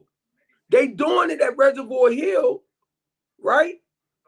Now, maybe 10 blocks. This other one they get ready to do is 10 blocks away. So they already, and I'm looking at the one on Reservoir Hill, they got children out there, yang, right? So now I'm trying to tell him we got Fulton, we got Parkwood, we got Monroe Street, I'm going over some. Those are the kids that will come to that center. Then I said, do you know about the one on Bentlow? It's a park and everything. He said, yeah, I know that because I deal with them. So I told him, it's the children in that area that comes there. Now check this out.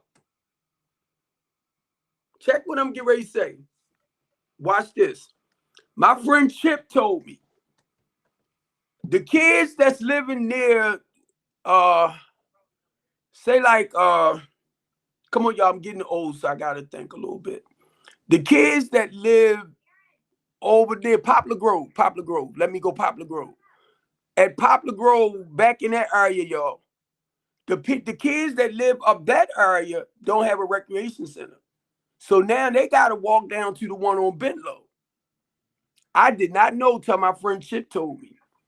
He told somebody that their son got to be careful because now you traveling into another neighborhood. So you know what could happen to your child. They going in somebody else's neighborhood.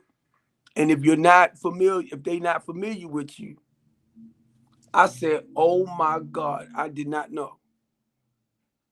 I did not know. That's the community violence. So you got to be careful, you know. And I did not know they was doing that, y'all, until my friend told me. He told this girl, don't let her son go over to like this store on that corner because of what might happen to him. And when he told me that, I thought about myself, right? Because I drive a tractor trailer. So I jump out in any damn neighborhood, right? And I'm like, oh, because I thought about what he said. And because I do drive a tractor trailer, you know, they're not quick to come at me. But I'm OG. Bro, never mind, because I'm gonna get off. Candy, I wanted to let you up, but I was getting ready to let you up, but I'm not. Celeste up there, so I don't feel good about this right now. All right, try to catch me tomorrow. I'll be back on tomorrow. Oh, okay, Candy, please do. But I need some positive information now. I need positive.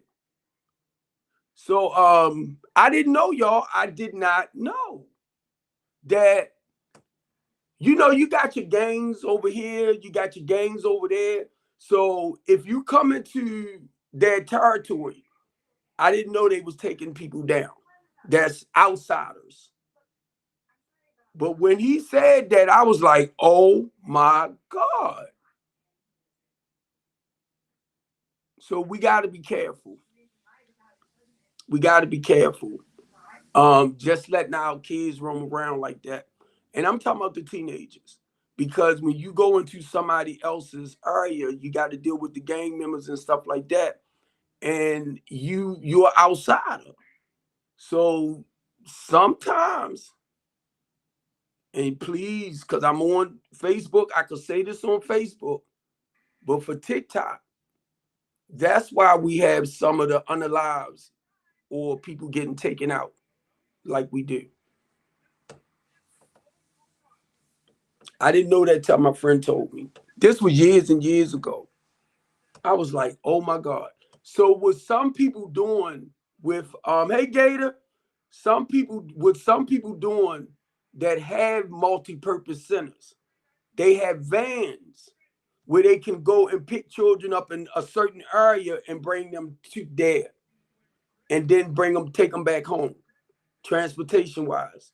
So if you're not in the community to really understand the process of doing things, and I'm not trying to be smart, please listen, because I am in the community.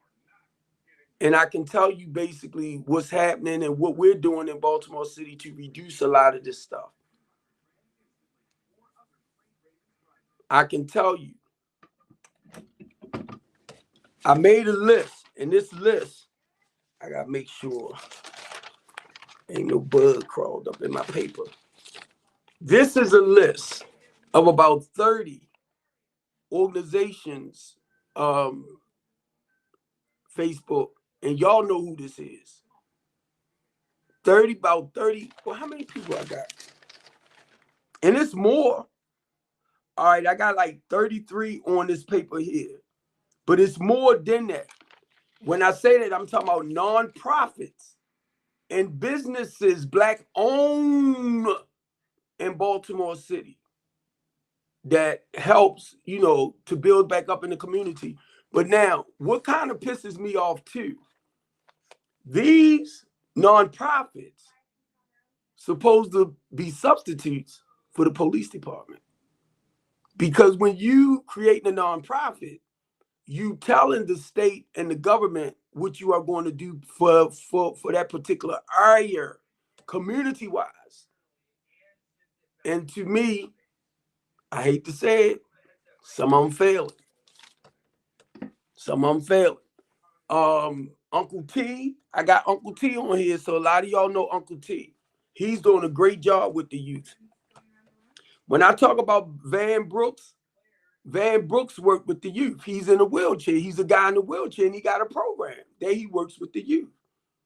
Damon Cooper. A lot of people don't know who Damon Cooper is. Damon used to work for the mayor's office. He started his own program called Phenomenal. They don't talk about these people programs. Then you got Joe Gamble, ex-football player. Now, I don't know if he moved away, family, but he was located at the YMCA on Drew Hill. He worked with the youth. They don't promote this stuff. Umar, boxing. They don't promote Umar. And it's hard for Umar to get funding for his program. Then you got Lisa. Do an excellent job in Baltimore City. Then you got Cherie Rogers. So don't tell me about our city. And I'm talking about Black people that's doing excellent work, but they never report the good stuff. Kim Trueheart, Squeaky. And a lot of these people, family, don't even get government funding. But guess what? And I know y'all know from Baltimore City, whenever Squeaky give a function, you got the governor there, you got the mayor there, you might have Ivan Bates there. You might have all the politicians there, but nobody get this man money for his organization. And he named it after his mother. And a lot of y'all don't know that. Because he don't mind me sharing it, right? Because we all talk about certain things. Marlo Hargrove, the Face program, been doing it for over 20-something years. He can't even get a damn dime of government funding. And he's a nonprofit. Uncle T is blowing up with the youth. I just watched this man the other day. Somebody was bringing the bags that you hit with and stuff. And I know the area he in. So I'm not going to say it's not for the girls. I'm not going to say it, but it's basically for the boys. Because, you know, boxing things, stuff like that. And weights and stuff like that. So I'm not saying that it's not for the girls, but what I seen was basically for the boys. But you got girls into lifting weight, you know, exercise and stuff like that.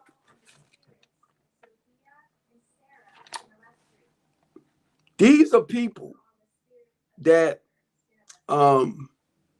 because of me being a community activist, I had to go out and find out what nonprofits in the community doing what.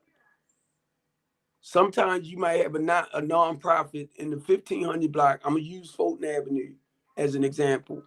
You might have a nonprofit in the 1500 block of Fulton Avenue. Then you have a nonprofit in the 1000 block of Fulton Avenue. Do y'all know they don't realize they right there together like that?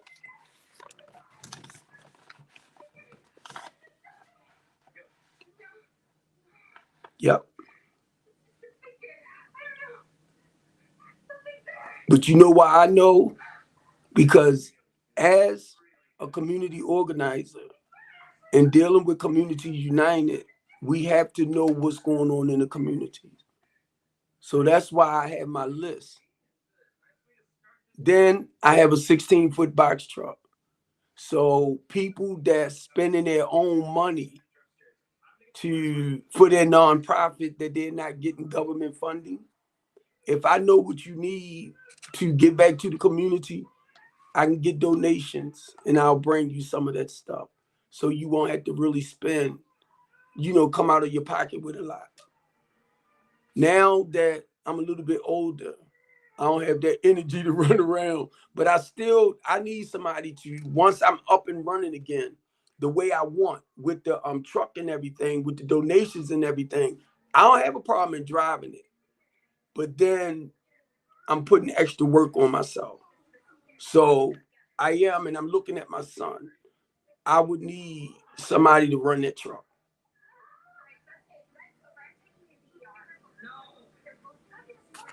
Because getting donations is not I go to businesses. They have warehouses. There's 3 farms that I know here in Maryland. I'm going to do it like that. Where, say like if the food crisis hit, I can go to them and get totes to be able to get food back out, vegetables and stuff like that. So I'm not worried about certain things. It's just when that time comes and it become a food desert like it is, I know who to go to get certain things to give back.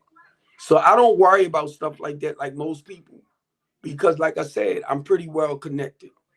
It's just once it hit down like this, what we going to do on the ground level?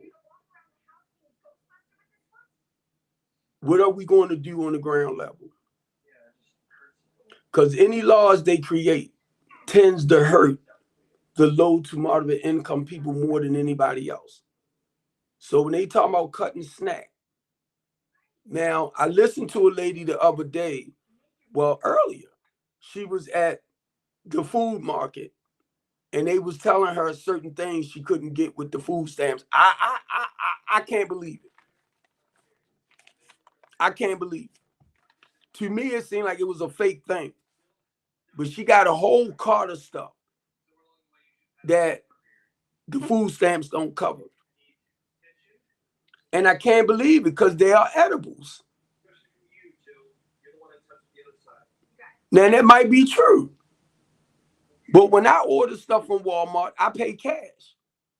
because I order stuff and get it shipped to me. Well, they, you know, they drive it to me. If I want to wait over 3 hours, I can wait. If I want it like right now, I can put in, but you know that's extra money, right? So I'm just saying, because I haven't seen it personally myself, but they have been showing videos, and I remember them saying something about now edibles. That's what your food stamp's supposed to cover.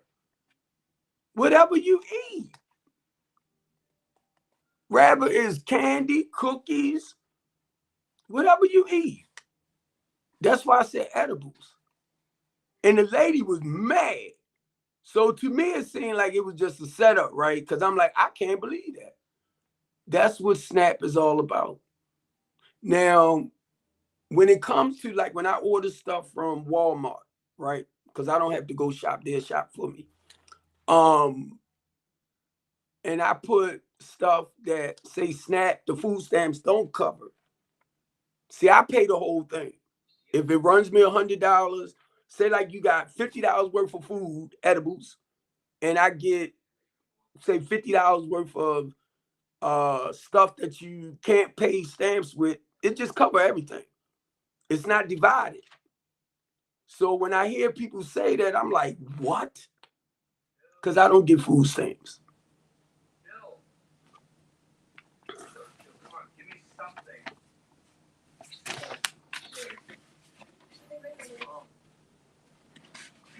I'm telling you, I'm like, oh no. Ooh. They are edibles. And that's what food stamps are for. Paying for the stuff that you eat. And a lot of people be like, well, they don't need this, they don't need that, they need to go on the diet. I'm like, what the hell you worried about somebody else's stuff for?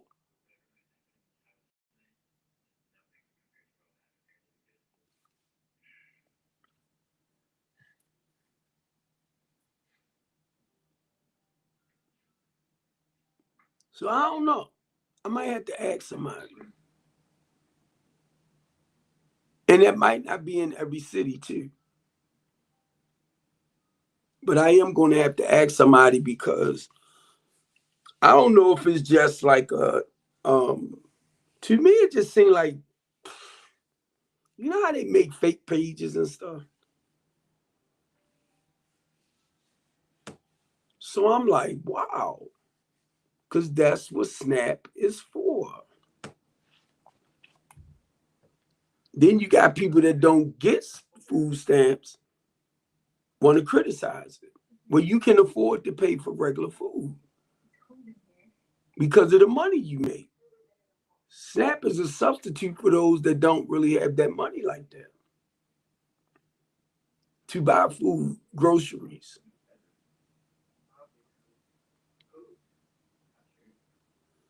When I seen that again, right? That's why I said it's kind of unbelievable to me, but I know that's part of the stuff that Trump started cutting back. And by right, when y'all pay state and federal taxes, a lot of those programs that they have out there, that's where that money goes at. To support the less fortunate.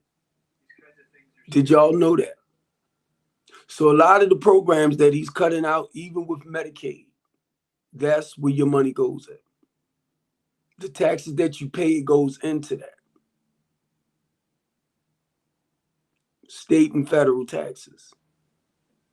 So why is they cutting programs and still taking your tax money? Where that money going?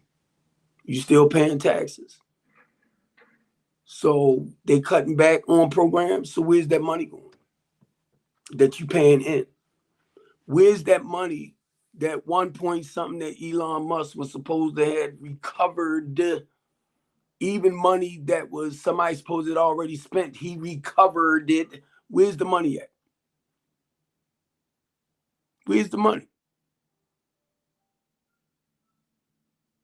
And y'all talking about he did a great job. Where is the money? It's supposed to go back into the community. Did y'all know that? So where is the money? We don't pay attention to nothing. Oh, he found this. He found that. He blah, blah, blah. Well, where's it at? And why is they cutting programs? Because the treasury money, right? The treasury. You find it, that's money that's supposed to go back into. Y'all don't question that.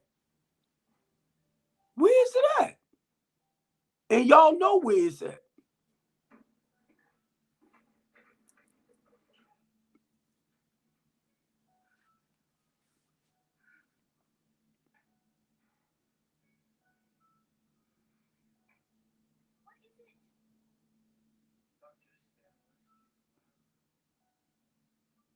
We don't pay attention to nothing. Where is the money?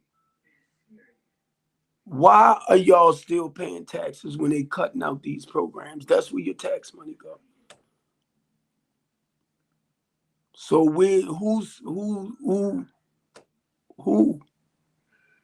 who? And a lot of y'all so proud of what's happening. Now, guess what? I started working since I was 14 years old. I don't get SSI. I get SSDI. That's part of the money I paid for taxes since I was 14.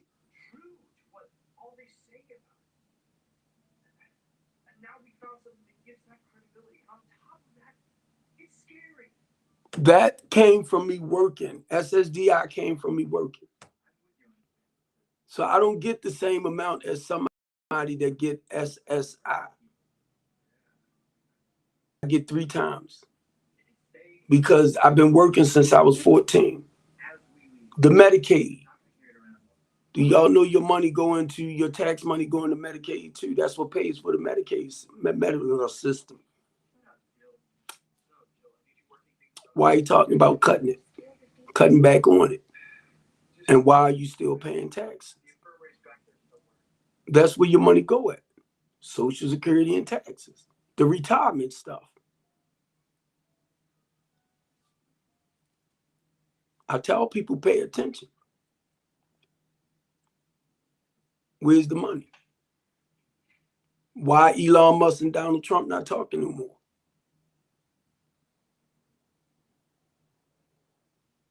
Huh?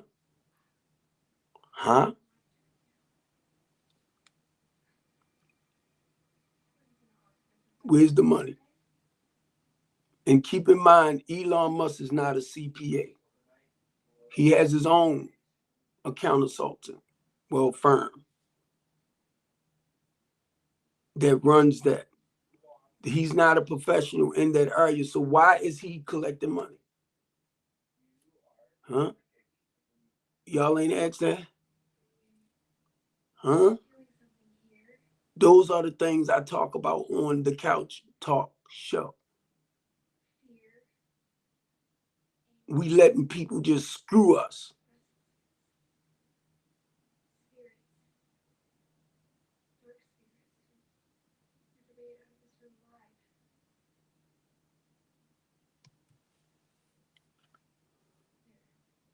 Did y'all know that alligator Alcatraz, whatever they called it, was shut down because it wasn't up to code? That's why the judge shut it down. Where's the people?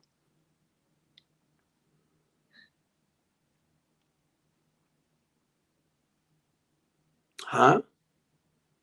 Where's the people? Y'all ain't read up on that? And the reason why she shut it down, because it wasn't properly up to code. And your boy got mad. But now, somebody told me where they shipped them off to. But what they did, they didn't close it straight down. They had got rid of some of them. They put them somewhere else. And then eventually they had to shut it down. Now they can open it back up once it comes up to code.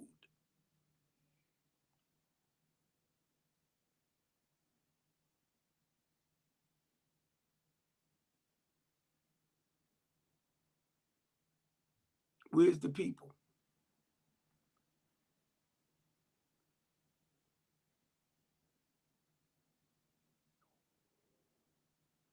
This is the type of stuff for me that I had to learn not to go so deep in. Because when you start talking like stuff like this, talk about stuff like this, it'll start waking people up. Just like I said, and I'll throw this at people, do you know what the ACLU is? American Civil Liberty Union. It's an organization that fights for your civil rights, equal rights, and constitutional rights. I asked y'all this too. Do you know? Now, in Baltimore City, they are called Communities United. But worldwide, they're known as the Center. The Center. And I got to think of this mess all the time. The Center for Popular Democracy. And guess what? That's another organization that fight for people's civil rights, equal rights, and constitutional rights. They fight around the world. So they even fight for the rights of the illegal immigrants to be here. Did y'all know that? I shared that earlier, right? They are at the border. Now, keep in mind, because of what's happening, say like we might have had 100,000 coming, but now it's like 1 million. So that's a little bit more.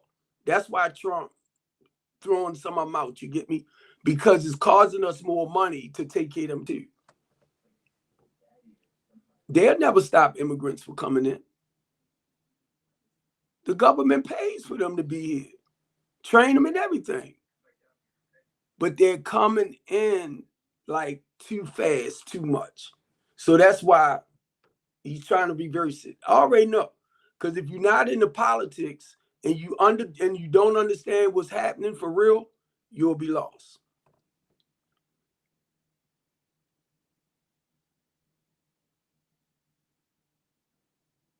It's a certain amount, yeah, that we try to support and everything. And when I say we, I'm talking about the government or the state. They put them in hotels and all this stuff. Letting them get certified. I was getting ready to say stealing the black jobs. But yeah, I seen this with my own 2 eyes. And I was sharing this with somebody. Yes, they are. And then somebody else came back. I said federal. They said, no, it's the state. The money comes down from the federal government to give to the state to house them. The mayor's budget, it trickles down from the governor, the budget, to the state, the mayor's budget. It trickles down.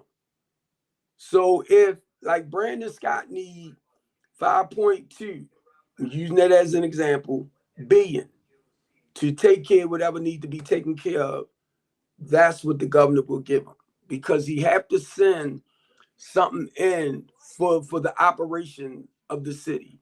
This is how much we're going to need this year to do such and such and such and such and such.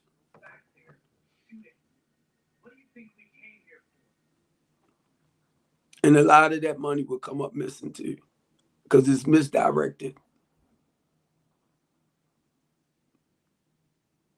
That's why you got to understand the 3 branches of government and how things work.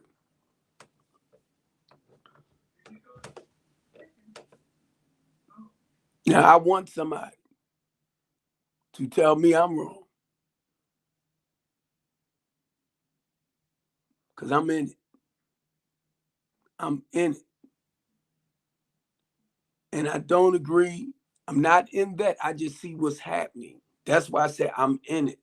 I see what's coming down with my own two eyes. And be honest with y'all, it is so disappointing. It's heartbreaking. But when you doing one thing right with the people, and I can only speak for Baltimore City, I see how politicians just screw us over, man. I see it. And I don't like it. But what can you do? You stand your grounds for the work that you do to try to help as many as you can. So what I started understanding, right, and Bishop Showell, Bishop Carrington helped me understand this about good and evil. Everybody, every has his parts. I'm trying to just get the words back right. Like good and evil. You got good, you got evil. So everybody like had their part to play. And when he said that, it hit me.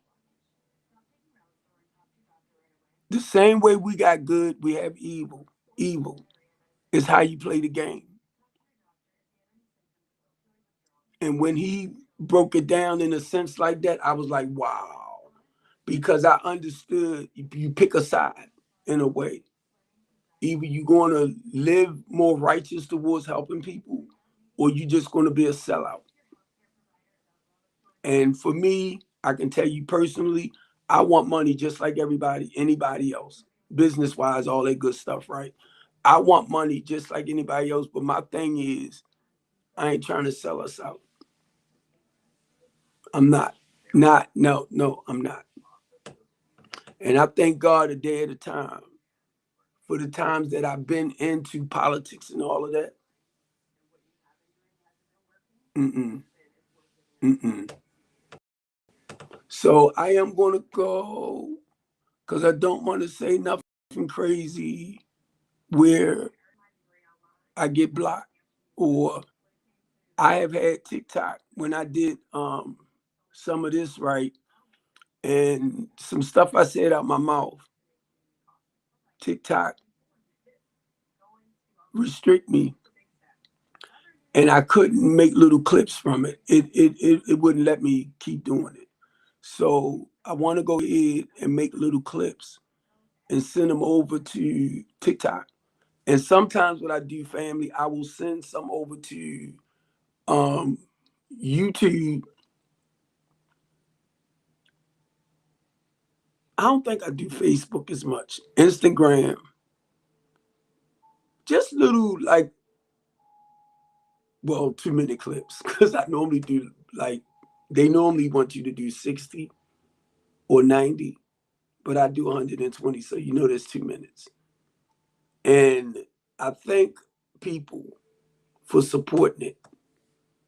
I might get 200 here, I might get 50 there, I might get 500 over here for certain things, but it doesn't matter. It just shows me who actually reading and paying it, that's all. That's all. That's all. So the goal is to educate the community. And that's why I do what I do. So I love y'all, and 2 hours and 39 minutes. All right, Facebook family. I love y'all. Tashawn, you still my baby girl, baby girl, baby girl. I love y'all, and I want to say thank y'all for y'all support. I keep telling myself I'm going to go on, stay on air for like about 45 minutes. Next thing you know, 3 hours then went by. But I thank I'm going to say, well, I was going to say Baltimore family, but I know I'm being seen all over, even though I'm not in the thousands and all of that. I already know what's going on, right? But once again, I just want to say Baltimore City, thank you. Wherever you at, Thank y'all. Because the goal is just to continue encouraging, empowering, and then motivating people and turning their lives around and doing the right things. And it takes a lot of work. And I know y'all know that. I feel like I'm starting to get sleepy. Let me see where my sugar at.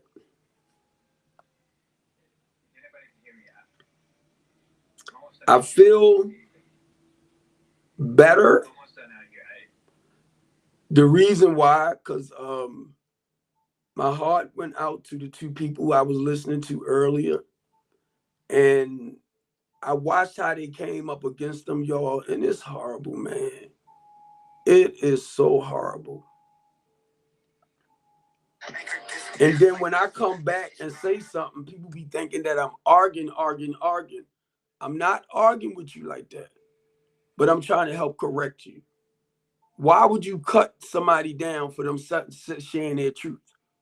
Now, mind you, I get it a lot, but it don't bother me because I'm used to it. I'm used to it. Just like I hear y'all say the white man this and the white man that. No, most of the ones come from me is black. You can blame stuff on the white man all you want, but it's mostly my own brothers and sisters that comes and chew my butt up.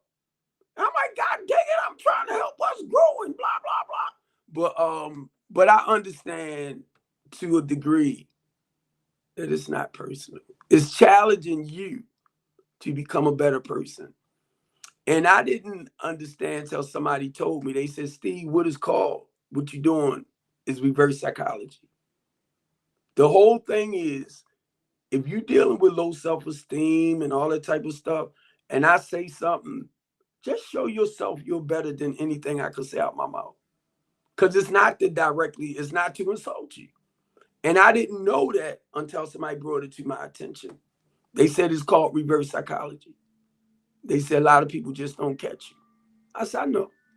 But I didn't know what it was called at the time.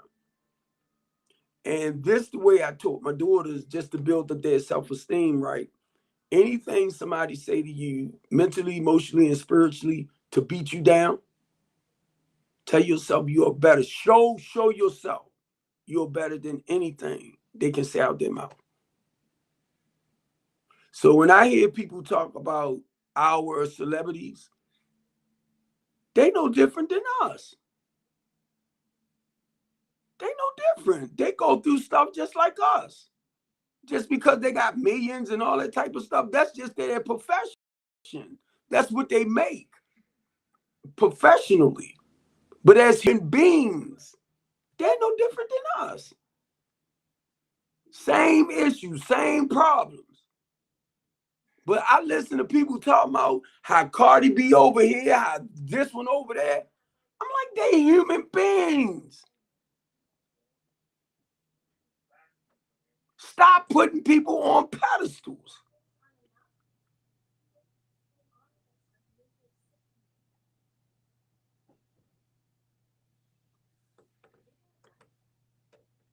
I learned not to do that. And I'm going to say this, Miss Celeste. When I say I'm the most powerful black man,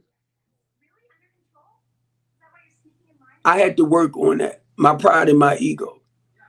You know, when you realize you're around people, right, as a man, and you talking to another man, but you gonna hold your head down like that. No, I won't. No, I won't. No, I won't. Or you gonna look the other way while we talking. I will look you in your eyes until you turn. Like somebody like Donald Trump or Elon Musk that might think they better than me. I was told to do the eye contact. And 9 times out of 10, when you go look a person eye to eye, they're gonna know you're a powerful person. And I'm gonna tell you what I learned too. When we shake hands, watch Donald Trump. When we shake hands, and Donald Trump do this, put that other hand on top of that, that's a form of power. I learned that. So anybody, I don't care how much money you got. One, I'm going to look you right in your eyes because you're no better than me. and I guarantee you, you'll turn away a little bit just before I will. That's a form of power. And if I shake your hand, like I said, watch Trump. Watch what he do. Anybody hand he shake, he'll take that one hand that he's shaking with, and he'll take that other one, put it on top. That's a form of control. Domineering. I read up on a lot of stuff like that. And some people don't realize what he's doing. But a lot of that stuff I just said, y'all, that's because it was building up my self-esteem. But I had to understand Michael Jackson, all of them, that's millionaires, billionaires, they're no better than me. I started understanding that that's just their profession, that they're making the money that they make, right? So I had to push that to the side. All of them have childhood trauma too. All of them, go through stuff too. So, because we're human, I'm trying to get to the human side of stuff. Just because they got money don't mean they don't suffer. They don't have trauma. Look at Michael Jackson. Used to be black. Look how he became white. And as he began to bleach his stuff, I'm like, all right, stop right there. Or his nose job, right? I'm like, dude, stop right there. Because he overdid it. Don't lose yourself. Don't lose yourself. And this is the same, when I say this, my son, 22, my son is my superhero. And I tell my son, I'm so proud of you, man. Know why? Because his father was a roughneck. My son is nothing like that. Now, I said this a little bit earlier, Celeste. I have the 26th January will be 33 years clean. My oldest daughter is 36. So she was going on 4. I want to calculate it right? Because she was 3, going on 4 when I got clean. She never seen me do what I do. So I was sharing early today about my 26-year-old. Mind you, that's my stepdaughter I was talking about on that other platform. When she came in my life, I was clean. When my son and daughter came in my life, I was clean. So now, they didn't see that old behavior. So now people not paying attention. I said 30 I'm going to say 32. My children came after I got clean. And they was sitting up there saying, and your daughter seen what you was doing and blah, blah, blah. I'm like, no, I couldn't say this right. Calculate the years. My son and my daughter, now I'm just telling you, I was talking about my stepdaughter. I raised her since she was 2 months old. Her sister was going on 4. I raised her.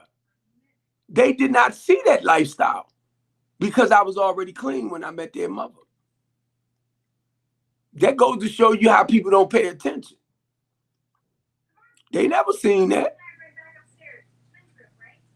That's why I never bragged and boast about my lifestyle to my son, because I never wanted my son to think it was okay to do certain things. That's why y'all need to listen. Listen to learn and learn to listen. So the people kept running off at their mouth, well, something not adding up, this not adding up. I said, that's my stepdaughter. And the relationship she was in, trying to get her to break it, right? Because of the narcissist stuff. Well, she was repeating what she seen you do. No. They came after. So I had to provide a better life for them than what I had for myself. That's why I say y'all don't listen. My wife or ex-wife never wanted for nothing. I take care of women. I got a housing program. I help women and children. That should tell you right there to turn their lives around. Y'all don't listen. I'm like, what is wrong with these people? My mother taught me that men take care of their responsibilities. So y'all be like, well, what is a man? What is a man? And I'll tell you, he takes care of his responsibilities. Tell y'all I got stepdaughters. Y'all don't listen. I did foster care. I raised my nieces and nephews. They're not my children, but I raised them as my children. But y'all famous for calling me a piece of trash. Okay. You want to know what a man is? I'm telling you. That's because you don't know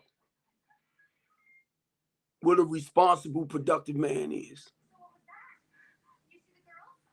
I'm only giving back what Barbara Jean taught me. My mother would feed the community. My mother would do this and do that and do this. My mother worked in the hospital. My oldest daughter works in the hospital. My youngest sister worked in the hospital. So basically, they falling in their grandmother's footsteps. But y'all don't like to hear nothing. My mother had 7 children with 7 different men. She took care of her kids by herself. That's why I help women. Well, you the lie. You this. You that. And I'm like, these some sick suckers. I cook, I clean, I sew. So any woman come in my life, she got a good goddamn man here. Y'all don't listen. I'll be like, I don't know what's going on with these people on TikTok.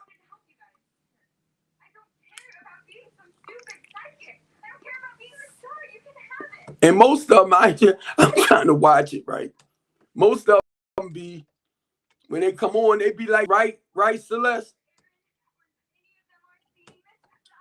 If you don't pick it up, it can't get in you. If you don't pick it up, it can't get in you. So I picked my Diet Pepsi up because I wanted to drink some. And that's about gone, so I'm going to have to go downstairs and pick up another one. I ain't understand that, y'all. I didn't.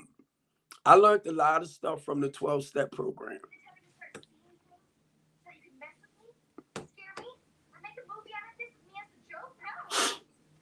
I repented.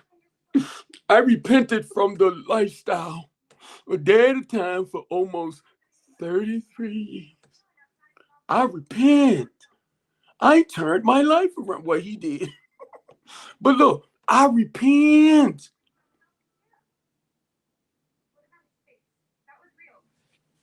I didn't understand those words at first, right? So now, just for today, I got 32. Just for today. I don't have a desire. That's the part. I don't have a desire to pick up. I didn't got my toes cut.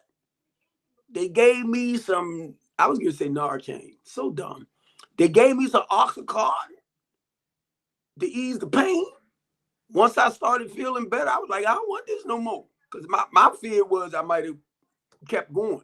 I'm like, no, I don't want no more. And I went through the pain. And I told them no.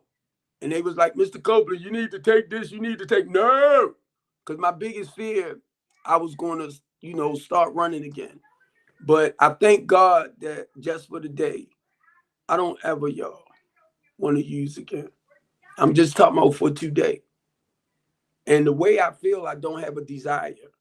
So be honest with y'all, 9 times out of 10, I'm not going to pick up again. Because I don't want to, and I don't want to do this either. I'm telling you, Steve Copeland. Hey, what's up, April? So when I talk, Celeste, I have the working knowledge of the 12 steps.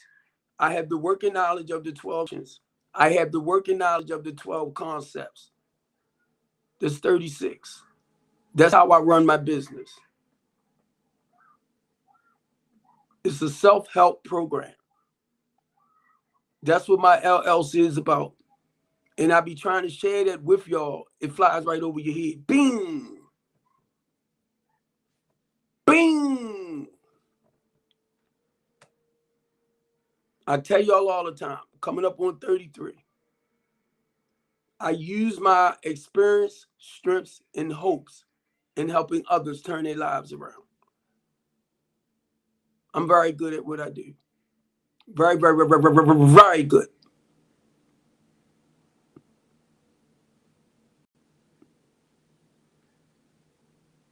If you're dealing with life trauma from childhood, I can take you inside of yourself to address those issues. Then I can share what you do, what you can do, to learn to deal with that just for the day. Coping skills. I'm good at what I do. I'm great. And if you want to say pride, ego, all of that, you can. I don't have no problem with that.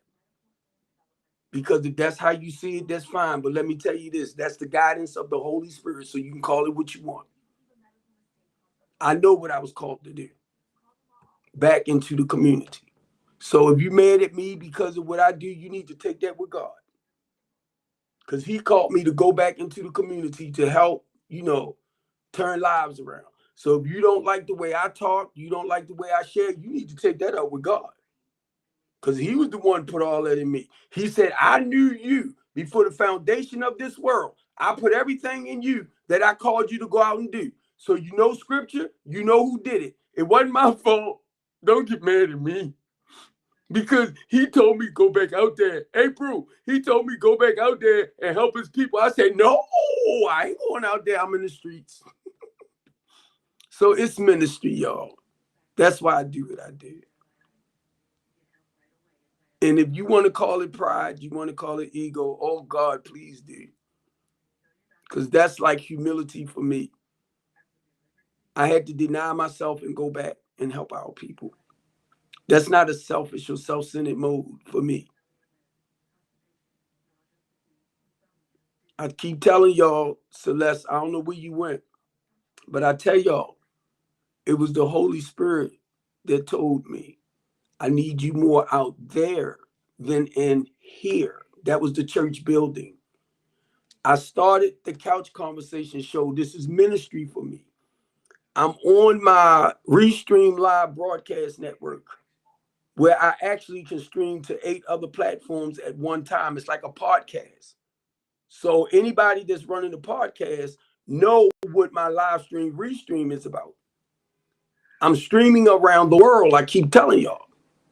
But now on this platform, I don't have to put up 5 phones or 8 phones or 8, live stream things at one time, because it's all covered here.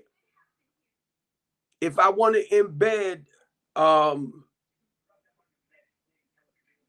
Instagram in here, I can. If I want to embed Vimeo in here, I can. Stream.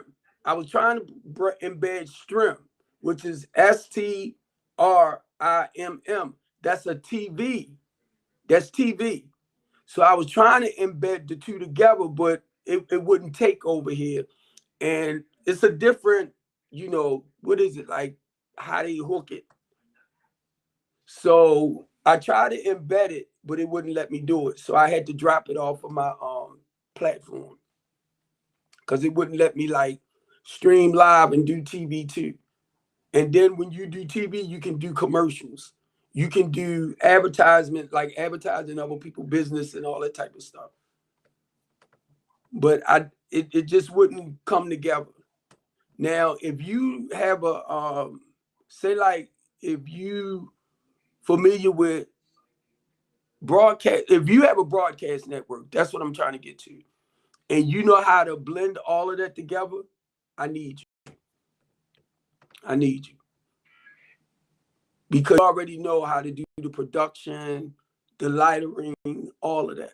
So if you're familiar with TV and streaming and live streaming, then I need you to actually do my stuff for me.